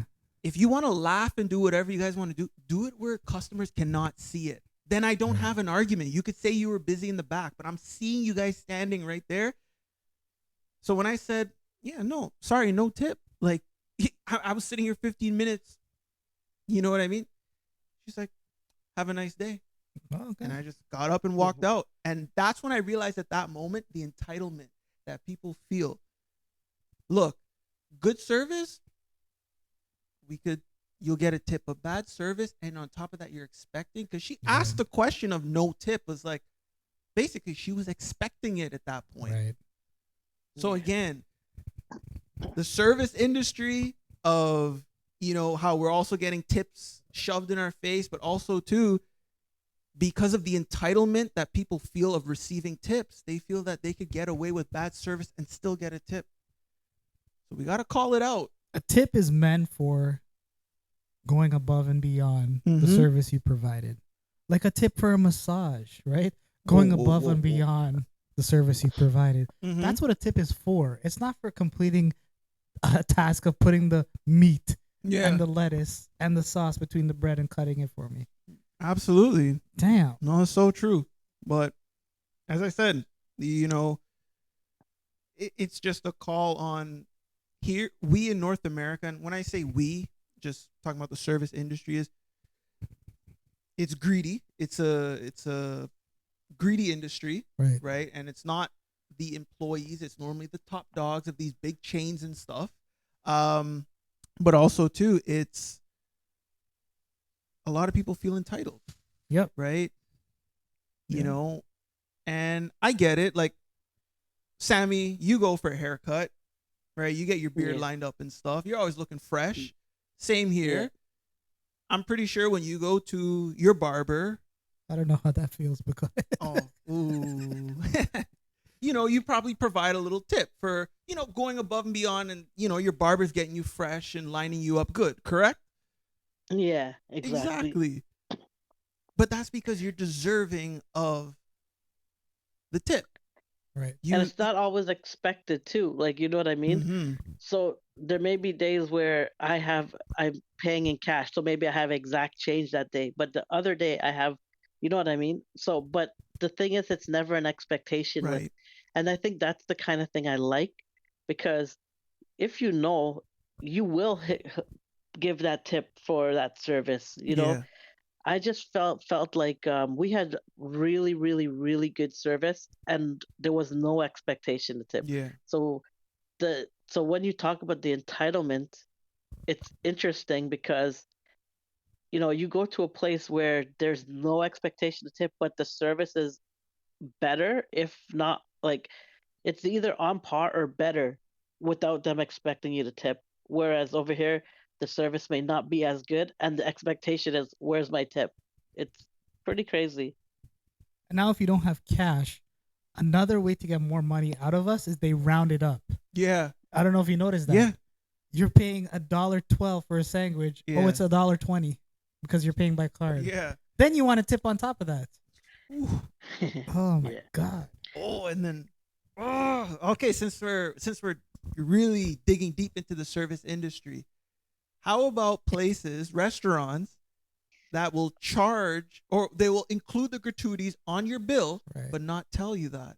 Oh yeah. And you basically have to find out yourself when you're looking at the bill. Like, oh shoot, there's a we pre-charge Yeah. because you sat down with 8 people, But- 15%. Yeah. but you didn't tell me that until now when I'm reviewing the bill, which sometimes you have a quick moment Yeah. to, or sometimes you're just quick to put the card, boom, Right. boom, pay, right? Some places won't tell you that. And it's No. almost like they expect the double dip because you'll still be prompted, Yeah. or you'll still, continue to do what you normally do, provide your tip and whatnot. So I don't like that as well. We should get rid of all these waste service people Yeah. and replace them with AI robots. To be Yeah. honest with you, if an AI robot does not expect a tip, Yeah. that's how it should be, because they'll probably provide you better service. They'll make the Mhm. sandwich better. They'll bring everything on time. They'll even have predetermined buttons to say, "I apologize, but Yeah. this meal came a little bit late. Please have this on the house."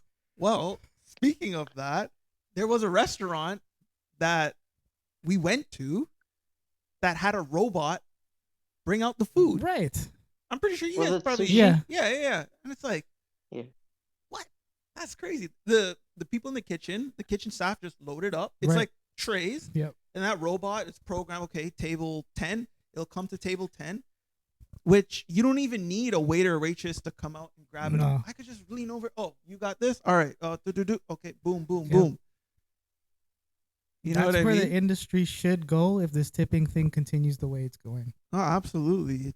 We don't need people. We need robots. It's disgusting. Y'all get a better skill if you expect tipping. And I got one more thing. I got one more thing about the service industry. They can be racist at times too. Oh crap. If they see a table, certain restaurants, and restaurants have been called out on this, if they see a table of, let's say, colored people, Mm-hmm. they will forcefully put gratuities included on the bill Really? because they feel that they're not going to tip, Oh my god. versus a table That's of, bad.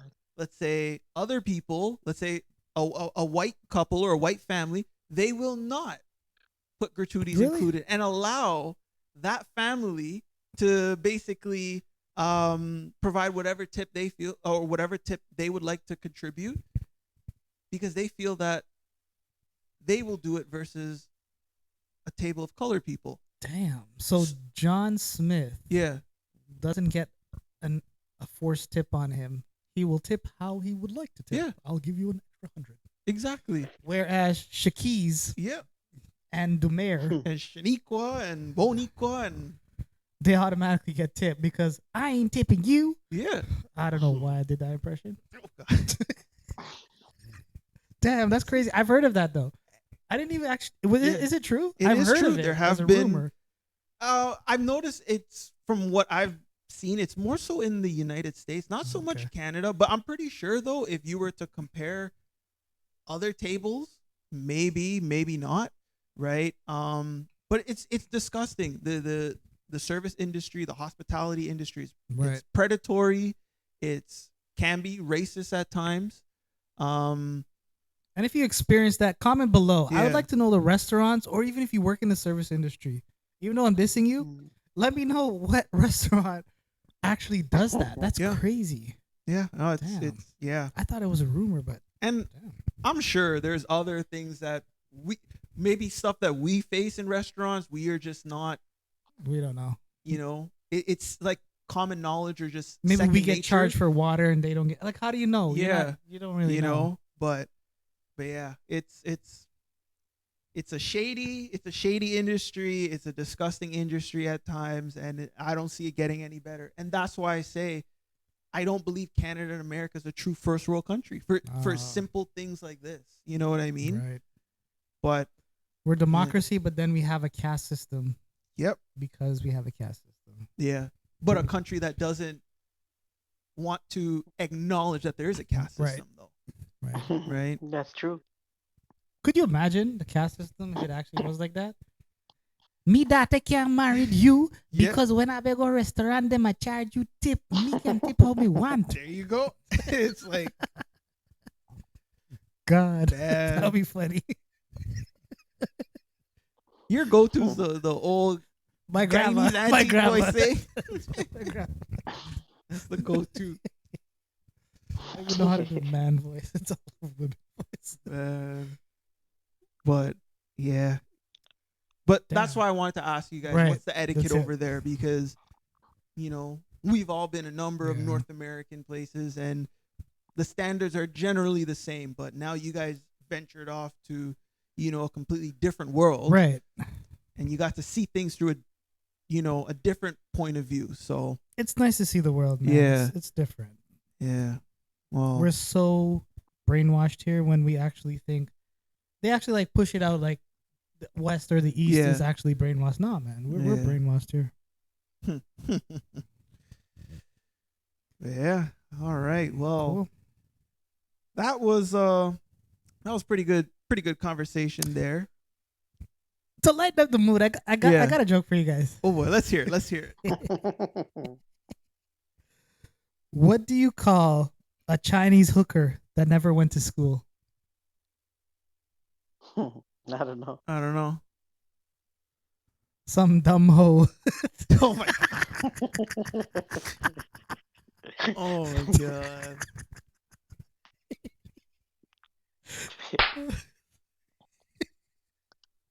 All right. That's a good one.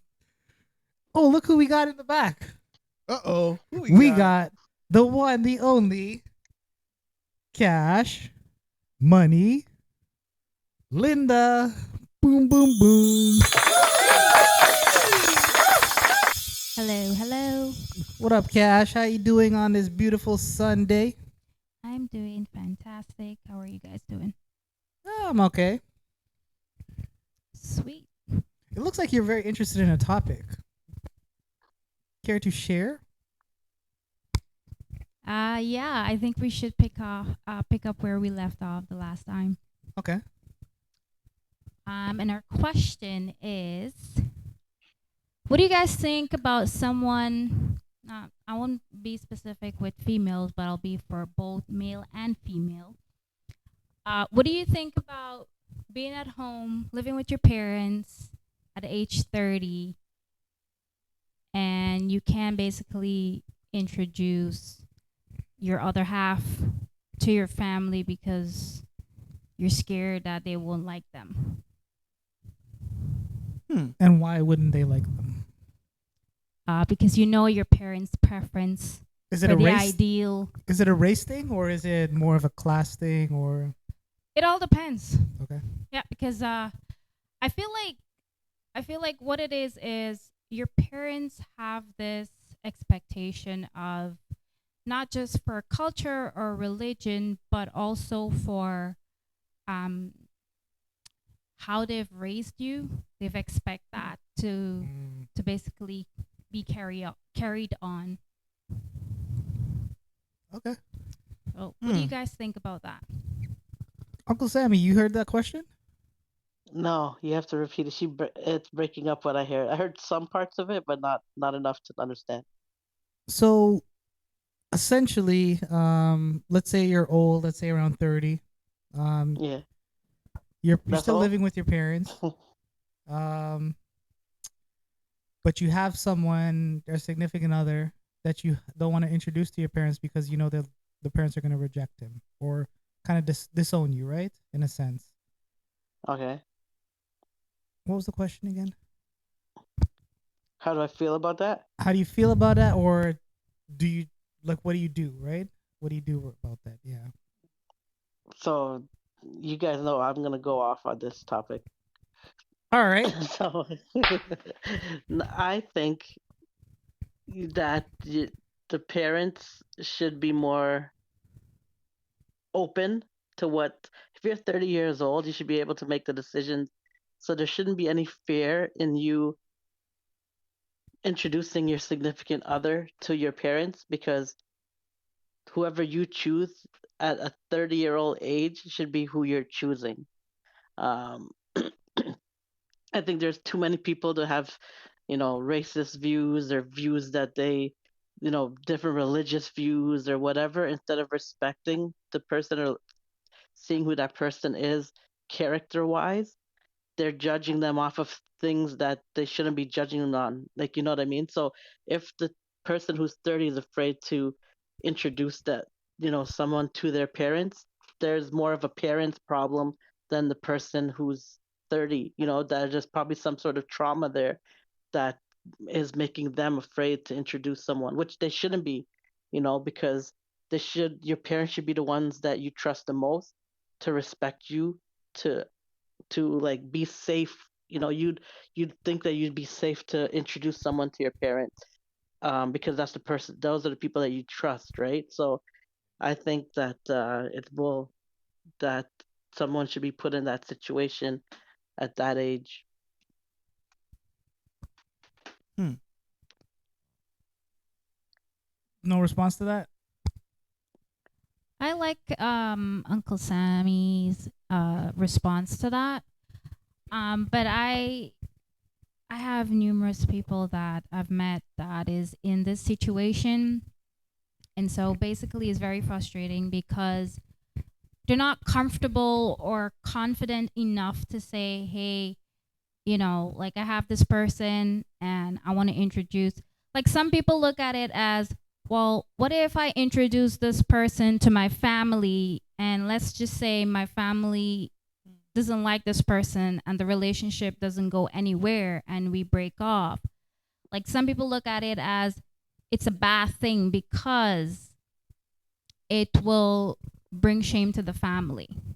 So they have this kind of, how do I put it, like scarce to feeling like, okay, what if the relationship doesn't work out and I introduce this person to my family, or and they don't like them and I move on with the person and the relationship doesn't work out, like what do you do? Do you guys get what I'm saying? But Ye- I have a question for you there. What's more important to you, the life that you live and the happiness that you get in life, or someone controlling who you're allowed to choose? So if parameters are put on the type of person that people think that you should choose, which being your family, is that more important to fulfill their needs, to put what you're looking for in a box and not be happy? Or is it more important for you to be happy with what you have? Now, granted, like you just said, things can work out, things may not work out. So that's life. Like we'll never know. If I knew what the future holds, I'd be rich because I'd hit the lottery tomorrow. But we don't know what the future holds. So the only thing I can go off of how I feel today, and if this is who I choose today, that's what makes me happy. I'd rather choose the happiness that I have today than try to put myself, please other people, or quotes, bring shame to the family. Because at the end of the day, bringing shame, no one gives a shit. Let's be honest with you. They live their own life, they make their own rules, but they want to judge your life. So I say you do what makes you happy, and I don't give a fuck about bringing shame to the family. I like that. That's actually well said. I for me, I think I'm in total agreement with what Sammy was saying there. I think yeah, at the end of the day, it does come down to also having like a level of confidence on knowing that hey, you know what, despite what the family will say, like let's say if your partner is introducing you to their family and obviously you know their family is potentially prejudiced or might be a bit racist, whatever it may be. um I think you also have to have a level of confidence knowing that regardless of what they think, I know who I am and I know what I'm what I bring to the table, and I'm not going to allow them to have, you know, my looks or my religion or background make them make judgments off me, and now I'm discouraged, now I'm this, now I'm that, right? So Do you think though it's just hard for that? Like it's easy to say to tell someone it's your life, you live it, cares about your parents. Do you The think? the other side of it is if you don't live the life for yourself, then I know it's easier said than done. Like granted, I understand what you're saying, but the other side of it is either you do it and be happy or don't do it and wish that you had done it, because you will live in regret, because the time will pass by and you can't get it back. And the same family that's looking at you is going to turn to be like, hey, why didn't you find somebody, blah, blah, blah? Why? Yeah. You know what I mean? Be like, no, I had somebody, but you made me not go for it because they were this, they were that. Like, people want to pass judgment on what the perfect person for you is, but they don't know what the perfect person for you is. You know what I mean? So the more you listen to somebody tell you what's good for you and not listen to yourself, the more you're wasting your own time. What do you think about the people Mhm. that are in the situation but they don't have that ability to just rip the bandage off and tell the parents, "Go f yourself. I gotta live my life." Like, what's holding them back? Do you think it's just they're not Fear. mentally capable of it? Respect. I think I think it's mentally people are mentally capable. Some people are just scared, but I don't understand what you're scared about But at because age 30 plus, at yeah, what that's point? sad. At what point do you like? Geez, man, like you You got yeah, to do basically it, have right? 10 years left yeah, of your prime days. Even not even 10, mhm, because when you're in 40, you start going down, right? yeah. You literally have around 5 years to actually live a proper life and enjoy it. Yeah. I have a question for you guys. After that, you're looking for your RSP match and stuff like that. How There much you you gonna go. retire with? And for women, I would say it's even like Worse. 40 is probably too late. Like for men, I think it's the age is a little bit more because Yeah. you know you can still make kids and you can start a little later and stuff like that. But for women, you get to 35, like, you know what I mean? You're up against it already. Yeah. Go ahead, Cash. Okay, so my question is, what if your parents sacrificed so much to make things work for you? They've sent you to school, they're loving, they've raised you well, they've sent you to school to become the best version of yourself. Of course, you know, they try to provide the best for you. But when it comes to loving someone that is not from your religion or someone that is not from your race, for instance, um, I feel like that is very hard to go against, and it kind of feel like it would be disrespectful to my parents knowing that they've made so many sacrifices, um because I know it will be upsetting to them. But you're 30 now. Yes, Yeah. but it's really hard. Like for a woman, I find like it's really hard So you to. want to marry your parents? No, but I feel like it's really hard. It's complicated. You know what I mean? Can No, I? I know it's complicated, but like, at what point do you say enough is enough? Or are you going to Yeah. be okay with it? Because basically, if you're 30, you basically have to say, I'm happy with not living my life. I'm just going Yeah. to live my life for you and die when I'm whatever. Can When I you also die, I say? will come every day to your grave. I will mind the house that you created for us. I will make your bed every day. I will sleep here. I will cook food and put a dish on the other side for you. And then when you don't eat it, I will eat it myself because I know that the love that you provided for me will fill my belly until I'm 90. Hmm. But can I also say, like, the fact that parents would put a child in that situation, to say child, but we're talking about like a 30-year-old, would put them in that situation is very toxic. That's like toxic parenting. Yeah. Because you don't make kids to be your slaves. Do you know what I mean? Like, you make children to give them a better life than what, at least that's how I would be viewing it. I want to give my child a better life than I had. So the opportunities and the things that I didn't have, I want them to have. So if I'm enforcing these rules, and I'm using quotation marks, that I think are correct, whether it be racist or, you know, religious or whatever, that I'm actually hindering my child from seeing the world better than I've seen it. So I'm just putting my trauma onto them. So I think it's actually bullshit to actually for a parents to do that, to guilt a child or to make them feel like they need to be the ones taking all of these responsibilities.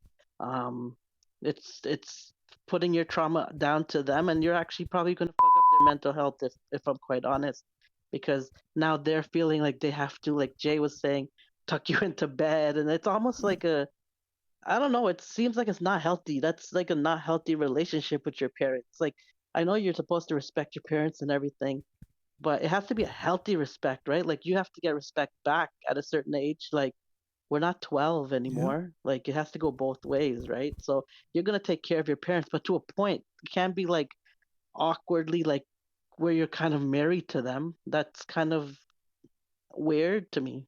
Does the person in the situation that you ask Cash, is their parent also kind of like their best friend? So like they don't really have a social life. So they don't have that support externally. So because everything they hear is from their parents. Yep. Okay. And So then they're like, they have like curfew and they should be in home at a specific time. so they and have no life. They pretty much have no Right. life. They have no social Right. life. They have it's all about not bringing shame to the last name. That's all I'm gonna say. But I also want to share a very important example, and maybe you guys could relate to this as well if you know anyone. Um, so when I told my family that I have a boyfriend, and obviously he's not from the same race or religion, Ooh. I was honestly I was insulted so bad. And at that point, I wasn't disrespectful. I was very depressed because I thought that I'm picking someone that I find that is the right match for me, but for the other families, they don't see that as the right match for me because of race and religion. And turns out that they're not 100% okay with it. They will talk to me whenever they like to talk to me or whenever they would like to say hello, whatever the case may be. But I definitely know deep down in their heart that they could never get over the fact that I'm dating someone that's of a different color and a different race. That's how personally I feel. Because if you really care about me, you would still show that same love that you had for me when I was growing up versus after I start dating someone from a different race and a religion, you totally disregard me. It's like I don't matter anymore because I'm dating someone of another color, of another race, of another religion, and I'm gonna be straight from my religion and all of that. And it's actually the absolute not even true. Like I'm not religious, but I am a Hindu. Like I still practice, I still do what I have to do. He didn't make me convert to his religion. We have a level of understanding, and his family accept me for who I am. So why is it that when I'm saying, oh, I have someone, but obviously he's not from the same race or religion, I've been looked at, I'm bringing shame to the family. Yeah. The thing is, it kind of shows you where you stand because you think your family gives you unconditional love, but that shows you very much that your love is conditional. Do you know what I mean? Like their love is conditional towards you because not saying they don't love you, but like you just said, Mm-hmm. if they don't, you can feel them treating you a different type of way. Yeah. So not all the time, people are human beings are human beings. We're not perfect, right? Yeah. So the fact that they treat you like that shows you who they are. So if that shows you how much they respect you as well. Sadly, if they respected you or treated you how you should be treated, then they wouldn't that would have no impact on that because to be quite honest with you, it literally has no impact on their life. They don't have to sleep with the person. They don't have to see the person and every day. Like this is who makes you happy. That has nothing to do with them. So I think it speaks more about them than it does to you. And then secondly, you have a boyfriend? Yes. Oh, Well, she's no, gonna. not even boyfriend. Let me rephrase that. Fiance. Oh, damn. You're gonna break a lot of the listeners' hearts. They didn't even see you though. So for someone who's ripped the bandage off and took it a step further from that 30-year-old, I don't know if it's 30, but that 30-year-old that actually said, you know what, screw you. I got a boyfriend. Peace. Now that you're on the other side of it, what would you give advice for the girl in that situation? Do you regret what you did? Did you not regret what you did? Would you have done things differently? No. Are you happy? Yeah, are you happy? I am happy, and I think, you can't just look at what your parents decide for you. Like, yes, they have a say, but it all comes from you and what you want and who you love and who you think is the right person for you. Because if the person is treating you right with respect and all of these other qualities that you've checked off, I don't see why you should be afraid of your family and having them hate you. And quite frankly, this is just a temporary hate. It's not something that's going to be forever. I mean, for some family, it is a forever thing, but for me, I think they'll get with the groove once they start to see you're happy and they start to see that you are progressing in life with this person and and you're doing the right thing. I think by then it will become something that they will have to work with eventually, and they'll just get over it. And quite frankly, like some of my family members, I know that they still think of it, but they talk to my fiance, they laugh with him, maybe they still think that it's not the right choice, but they've got over it. I'm guessing they did, but not fully over it. But at least the situation is not like it was at the beginning of my relationship when he was then my boyfriend. So I think for the advice for whoever is listening to this, follow your heart, go for the person that you really love. If this person loves you unconditionally and you love them unconditionally and nothing can separate you two because you have that level of understanding, I think go for it. Don't listen to anybody. Don't listen to your family. Go for it. Give it a chance. And yeah. And they still call you when they need something. Exactly. That's right. That's right. So hold on. I got a few words here. So I think to kind of echo what you're saying, Cash, is I think one of the issues is everybody puts so much stock and weight into what other people have to say about them. So meaning, if I buy a car and I don't tell X, Y, and Z, it's a problem. If I go on vacation somewhere and I don't tell X, Y, and Z, it's a problem. Right? So it's almost like, and this is outside of your immediate family. So your mom, your dad, your brothers, your sisters.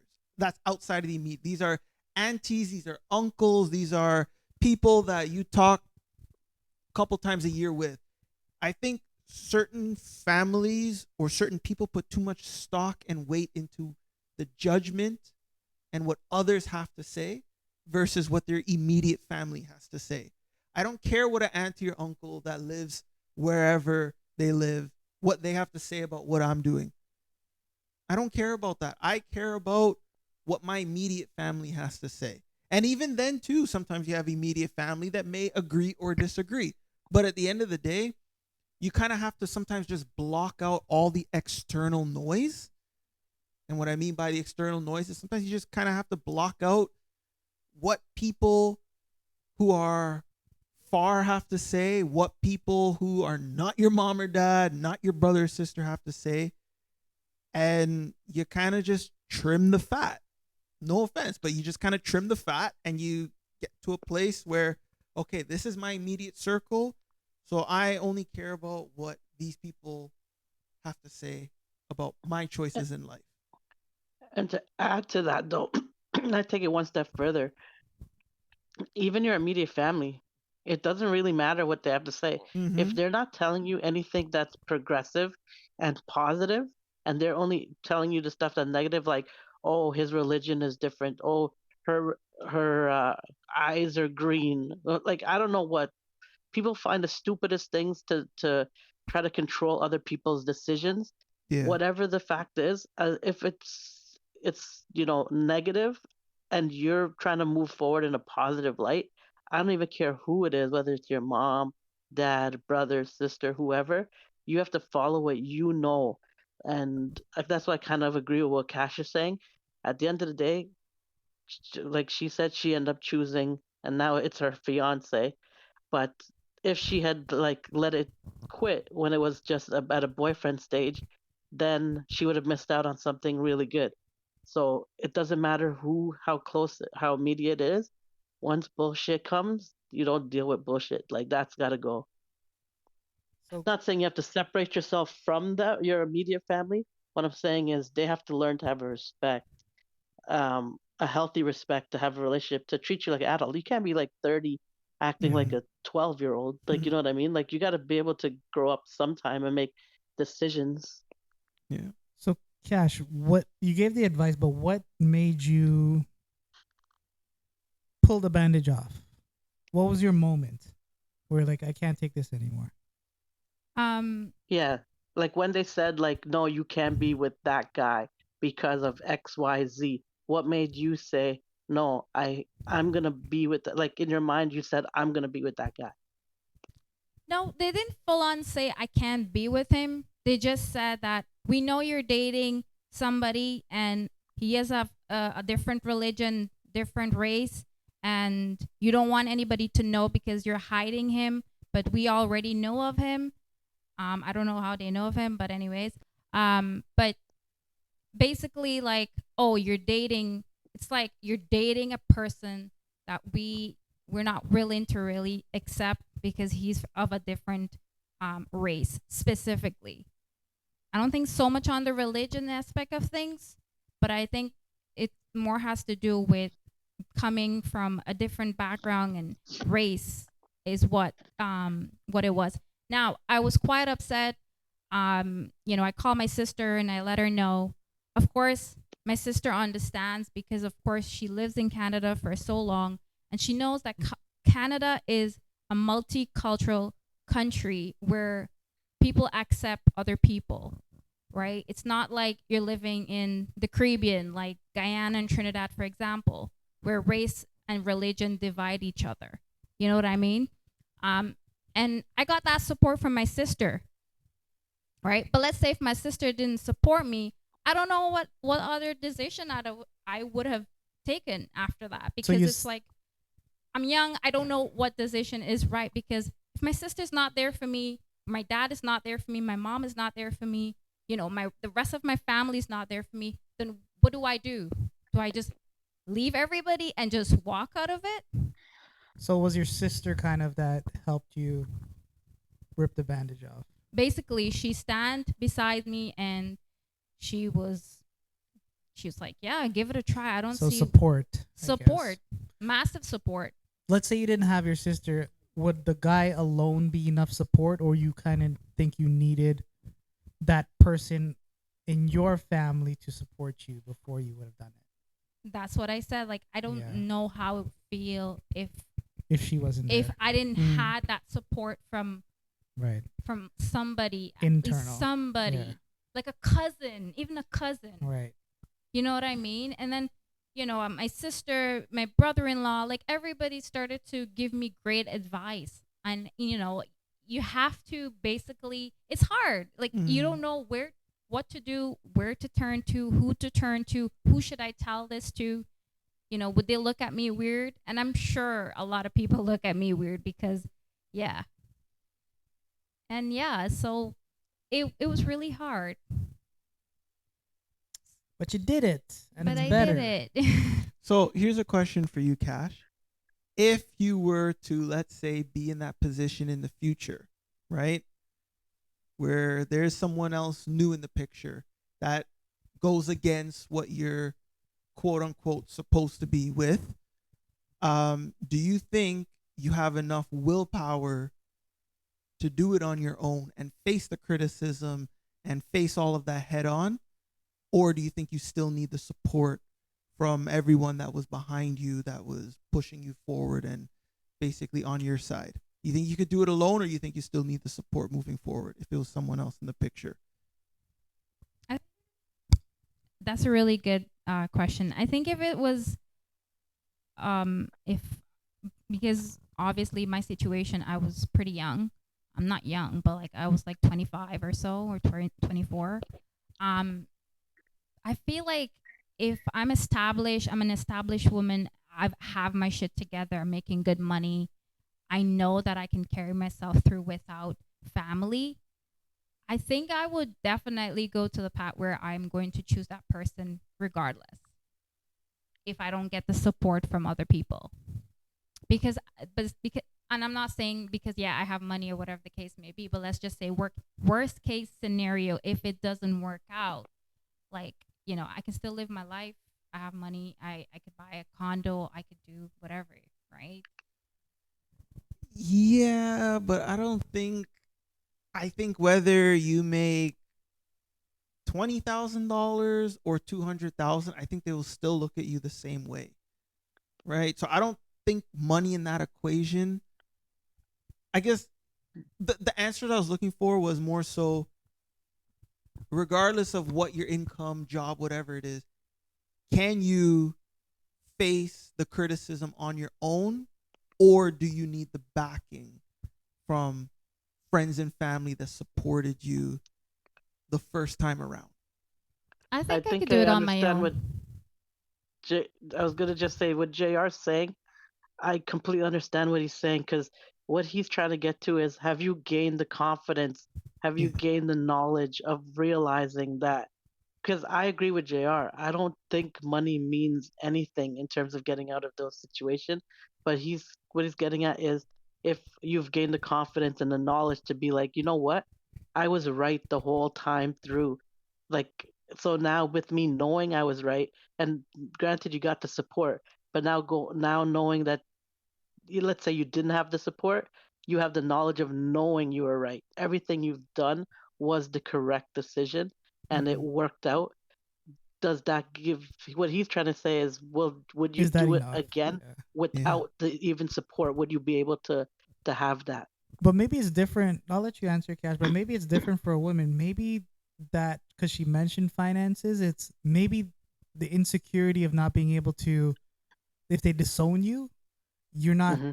and the guy disown you, there's something to fall back on, that I can still live my life. Maybe it's an Yes. important for a woman, Exactly. Yeah. the financial side of Mhm. it. Yep. I think It- that's It's the big not part. just the confidence alone. It's the Yep. confidence knowing that if everything in the world fell down today, I can still be by Yeah. myself and live. Yeah. Why not? I think That's that's true. But then important. the other flip side is, then I guess you could be right, Jay. The other flip side is, how much like, if you believe the guy is worth it that much, why would you have that fear? Like, I understand things may not work out or whatever, but it's like you have to have some sort of trust enough to like, it has to mean something. If it doesn't mean something enough for you to go through with it, then what, what's the whole point, right? Like, I so think I think from my perspective, I'm thinking like, if you're in it together and you really feel like this is the right person, you have to go in it with the mindset of it being the right person. You can't, like, I understand preparing for the worst, but you're kind of almost like manifesting the worst because you're thinking it's going to go that direction instead of like knowing that this is the right guy. So you're not even having those negative thoughts because it's only positive, you know? but I think like in that situation for a woman, because they've been programmed by their family to say this guy's not right for you, Mm. that's always Right. going to be in the back of your mind. So they need that reassurance that maybe they that 1% chance that they're right and this Right. guy is not good for me, and I Yeah. do make that decision. I need to know that Mm-hmm. I can't just run back to my family. I need to know that, okay, you were right.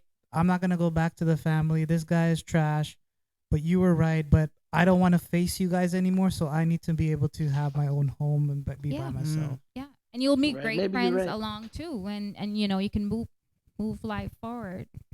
Mm-hmm. I think it's important to have that too.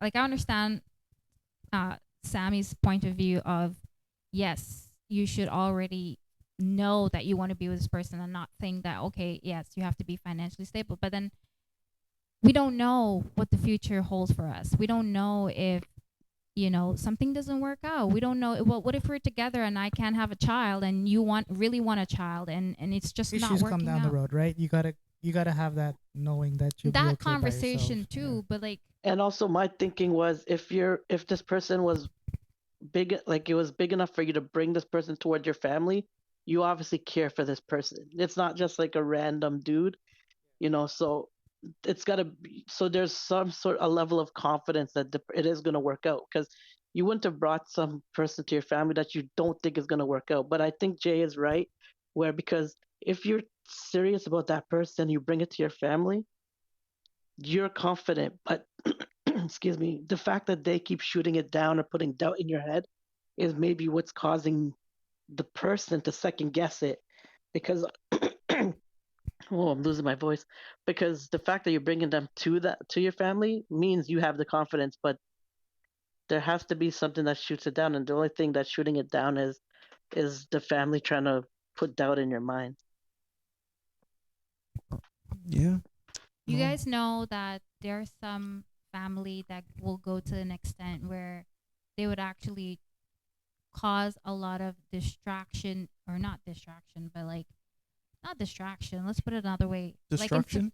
distraction, but also like where it becomes suicidal. Like in certain countries, if you were to go against uh, dating a different religion Mm-hmm. or race, they would actually threaten you that they will actually commit suicide. So then, what do you Yeah, do at that point?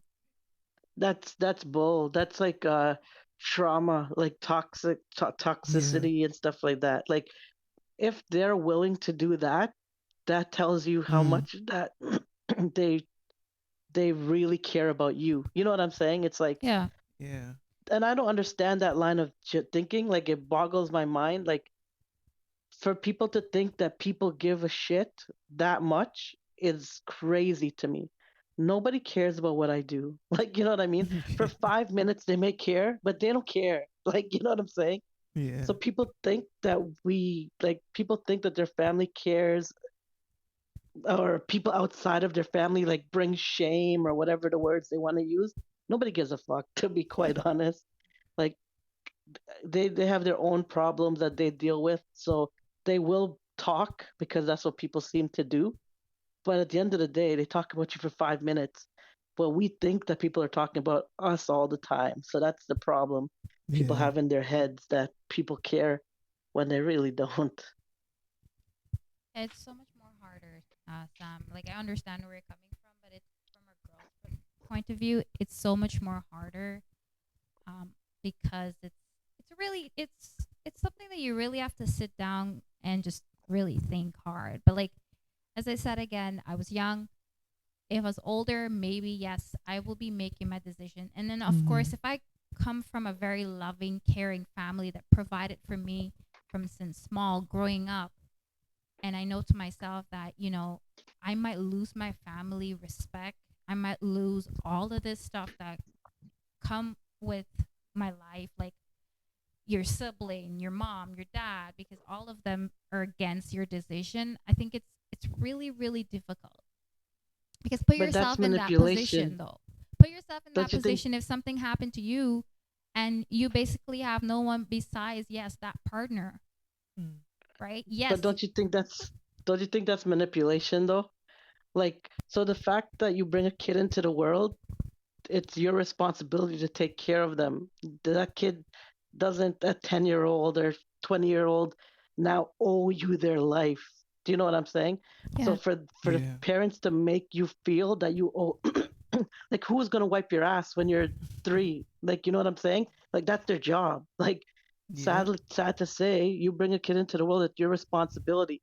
You can't turn around and be like, hey, I wiped your ass. Well, who else was gonna do it? Like, I wasn't gonna do it. So the fact that they're like, oh, I took care of you. What were you gonna do? Like, you just make kids to leave them on the street? That's not that. That's what you're supposed to do. It's almost goes back. It's not the same. Don't get me wrong, but it's like Yeah. tipping. Like, you know what I'm Guilt saying? trip. That's what your job is. Like, Yeah. you're supposed to take care of your children. Like, that's the expectation. So the fact that they would manipulate you or put that guilt on you is bull. Like, it's almost like, okay, let's say you're dating a guy and the guy says, oh, if you break up with me, I'm gonna kill myself. Should you now stay with that guy for the rest of your life because you don't want him to kill himself, or is that manipulating you to control your life? And Yeah. that's the exact same situation, except we're changing because people hold their parents in a higher regard because they should, and their parents should have more respect to not put their kid into that situation. That's why we view them that way. But it's the same situation if a boyfriend or a girlfriend were to try to manipulate you with that. You know what I'm saying? Mm-hmm. Manipulation. Yeah. Everything's It's all manipulation. manipulation. At the Yeah. end of the day, whether Yeah.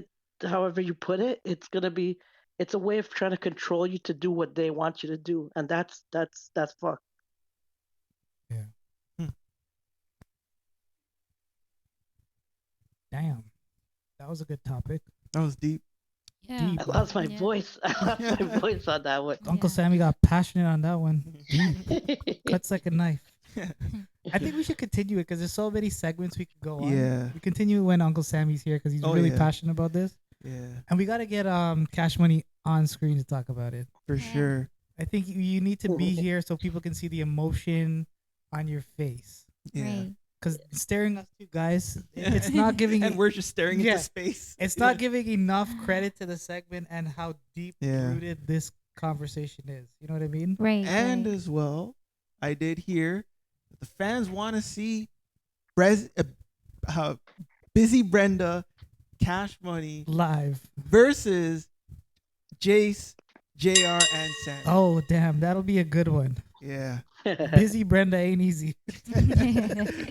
They want the fans are calling for it, so we gotta make that happen. But yeah, we'll definitely pick this Give us one a up in like. bit. Yeah. Hit the subscribe. Come on, if you want to see them on the screen. Versus. Oh yeah. All right.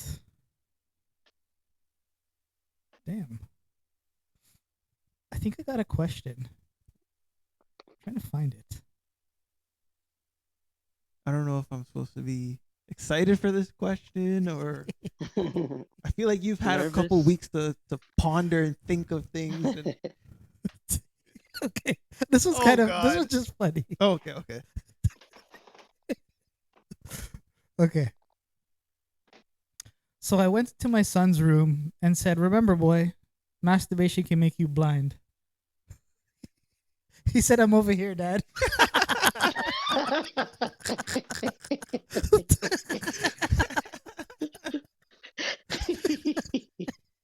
That was good. That Oh was my good. One. god. All right. Maybe we take a break and we'll do a couple would you rathers. Yeah. All right. All right. Oh man, that was good.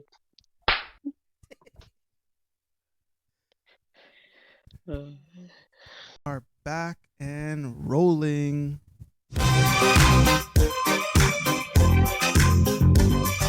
Laugh Kingz.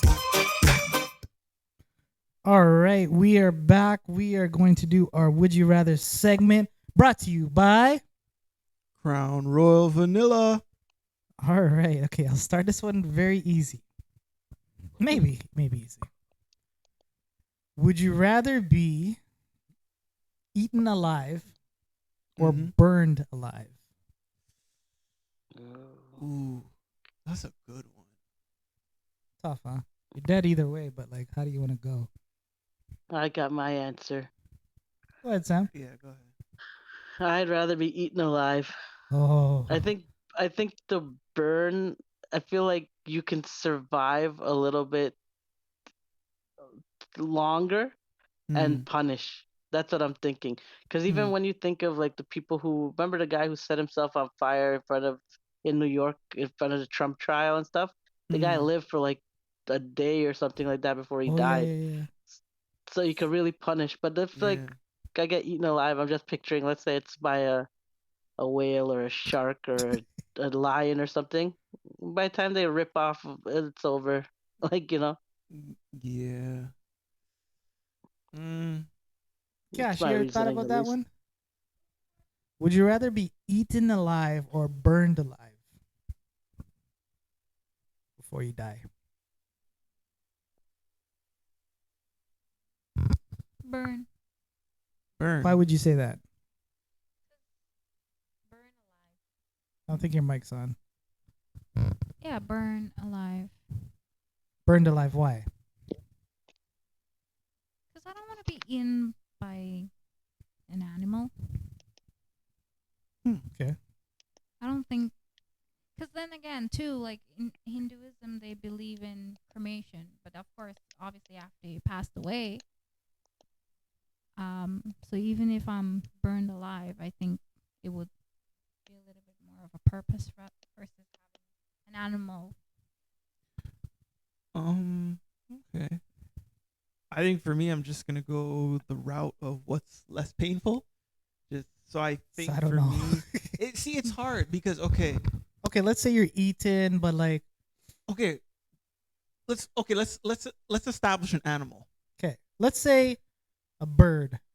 Oh, Let's say you fell down, you had a stroke, yeah, and you couldn't move anymore. yeah. And all of a sudden, birds start pecking at you. Oh. Mm, I don't know. I think that'll be painful, and Right. you'll still technically be alive until the very end. Right. Burning's painful too, because It like is. you feel the burn, Yeah. like your skin's melting. Yeah. I heard being burned scar is the most painful kind of pain you can feel. Hmm. I've heard that. Yeah. I think for me, maybe eaten alive. Yeah. Yeah. How about you? I would take eaten. Yeah. Yeah. It now. See, the bird one's interesting because they'll just come poking at you and Yeah. tear little pieces of flesh. Yeah. But if it's like a tiger or a lion, Yeah. they'll just go. They'll sever your neck and you're done. You're out. Right. Maybe. You don't Yeah, really they know. don't keep you around long. Sorry. They don't keep you around for long. They Yeah. they attack your jugular and you're done. Yeah. And that's it. Then you're dead Yeah, and they'll that's just feed fast. on you. But You won't even feel them eating you because you'd be dead before then. yeah. Oh, that first crunch would hurt. Mm-hmm. But you bleed out pretty quickly if they hit the right artery, which Yeah. they do. Oh yeah. That was a good one though. All right. All right, let me bring it up. I got one more for this segment. All right. This guy's laughing already. Oh boy. I don't know how to explain this. I'm trying to like make it so. Anyways, I'll go for another one. I'll try to think of that one. Okay. Be cheated on by your wife, Mm-hmm. or The second option. That's not good. Be be cheated on your wife, or have a guy go down on you. Be cheated on by my Oh wife. my Done, God. done. Really? Yeah. What did he choose? I missed it. He chose go down. I'm kidding. He chose what? He doesn't want the shame of being cheated on, so he Oh my god. I think I want to be cheated on and then I'll leave her at least. Oh my Okay. God. Okay. Hell no. I'm not going. Okay, let me add one more factor to this. The cheated oh my god. The being cheated on by your wife is someone that you know. Mm. And the one who goes down on you is someone you don't know. Doesn't matter. Still, the wife Still- cheating. Still. Okay. Yeah. So that you know both of them. You know someone who Yeah, that's okay. that's I'll okay. take that. Still take the cheating. Because I'll be like, oh, damn, you cheated with him? Yeah, Oh, exactly. come on. Or you'd be like, oh, shoot. All right, salute. Like, you know what I mean? But, but yeah, definitely not having someone go down. No. Okay. Oh, I thought he chose having someone go down on him this No, whole time. I That's why joked. I I was dying. joked. I was dying. I was like, this is strange. He would never choose that. You're rethinking the guy's trip, right? That was funny, though, how you spun it. You're like, oh, he doesn't want the shame of having someone cheat. I think about these questions. Because I'm on the phone, I can't hear it, so I believed you. I believed you. You never trust me, man. Oh, man. Okay. Okay, I got one more. Okay, you're dating a girl for 5 years. Okay. Would you rather find out that the girl is a cousin of yours Oh god. or a long lost sister? No shit. You gotta choose one. Same with you, Cash. You're dating a guy for 5 years. Would you rather be that person you find out that they're your cousin or a long lost stepbrother? Oh, Hmm. step. Yeah, steps. Let's put the step in there. I think it's too harsh to Yeah, because that's the easy decision. I think I'm going to go cousin. Yeah? Yeah. Okay. Yeah. What did he say? It's a cousin. Cousin, yeah. Okay, I actually agree with him. Cousin. It's just, I don't know. It's like, But does it matter after 5 years? Yeah, it's been too late at that point. it does matter to a certain extent. Yeah. But Would you stay with that person? are we You're talking invested like, at that point. 5 years. no, but how far down the family tree are we talking cousins? First cousins. Oh, God. First cousin? Yeah, Oh, yeah. shoot. Let's say first cousin. First cousin is close relation, man. Yeah, no, I can't. So you What's choose the- stepbrother? Stepbrother is like related or like It's like Not your related. your father, let's say, stepped out and had a kid with another lady. oh, okay. Okay. Damn, still related, like Yeah. halfway. Shit, this is hard. I don't know why they keep on saying we look like brother and sister. Oh my God. You pick cousin? Yeah, still cousin, and I Yeah. don't think I could stay with them. First cousins, that's literally like our parents too or brother close. or sister. Yeah. Kinda yeah, Yeah. no, that's way too close. Okay. How about you, Uncle Sammy? I would say cousin, but yeah, that's even for me. First cousin's very close, like that's so close relation. But step sister, Mm. nah. Yeah. Cash, how about you? Would you rather find out after 5 years you've been dating your first cousin or a step brother? That's a cousin. Would you stay with that person after 5 years? Probably not. Why? you developed feelings. 5 years is very serious. Probably should have been married last year, Mm-hmm. but the finances didn't work. I don't know. It's hard. It depends. Because here's the thing. So I've known, like, my brother and my sister-in-law found out that they are cousins after they had a kid. Not Wow. cousin, but like far family kind of thing. Okay. Is the Most- kid okay? We're still family. Pardon? Is the kid okay? Yeah. I don't know. I think not like so close, like far family. Okay. That was one of my reasons. I didn't want to say it, but I'm concerned for the kid. If I were to have a kid with my cousin. Is it worse to have like a kid with a cousin versus a step sibling? It's normal in Guyana. Yeah, I know. Whoa. I think it'd be worse with the step sibling because it's like your 50%. dad's direct seed. Like, And the cousin's like 25%, perhaps. yeah, Damn. but still. But there's still both chances to have like a lot of complications, Okay. Yeah. abnormalities and stuff. That's scary. Yeah. We'll get back to cash. It's very common in Guyana because I Yeah. don't know how to respond to that. Yeah. God, you know people who are actually family that marry each other. Yeah. Like some of them are not close family, but they're still family at the end of the day. Like they are related somehow or the other.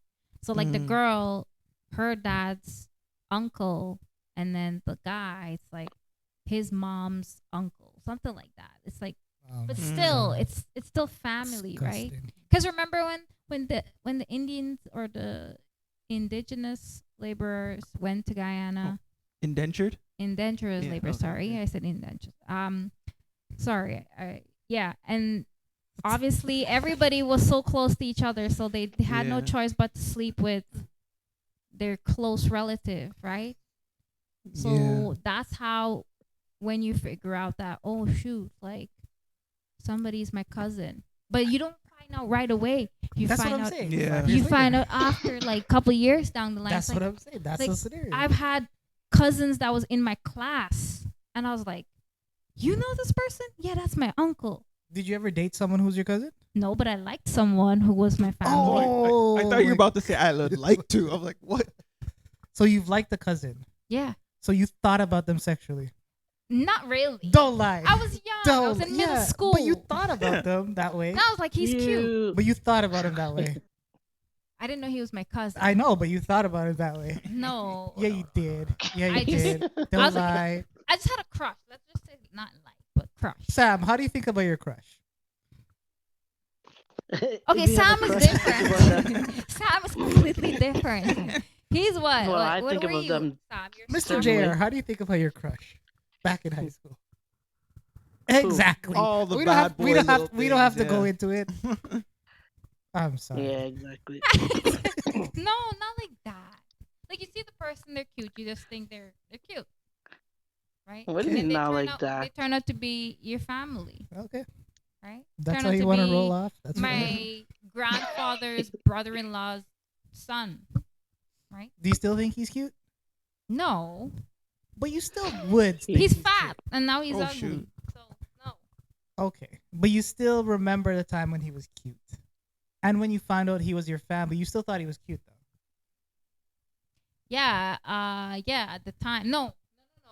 As soon as you found out his family, it was like, no, you're ugly. No, it's like, I thought he was cute the whole time, and then after he came to our house, and I'm like, what are you doing here? And he's like, oh, what are you doing here? I'm like, I live here. And he's like, oh, this is my dad. And I'm like, oh, Oh, that's my no. uncle. Then And you went then- home and threw away all the pillows. And then that's when you find out that you have family. Jeez. Different all last right. name, right? Jeez. I was thinking when the cousin came, like, what are you doing here? This is my dad. No, this is my dad. It's like, wait, what? All right, cool. That was a good segment. That was. All right, I like that one. we'll pause and we'll get set up for our. Actually, that's the end of this pod. Yeah. We will come back to you next week on a more better entry, next level, Ooh. hyping it up. We got topics after topics. We've been potting for 2 hours plus. Yep. Thank you so much, Laugh Kingz, the official pod. Thank you. Like, subscribe. Laugh Kingz.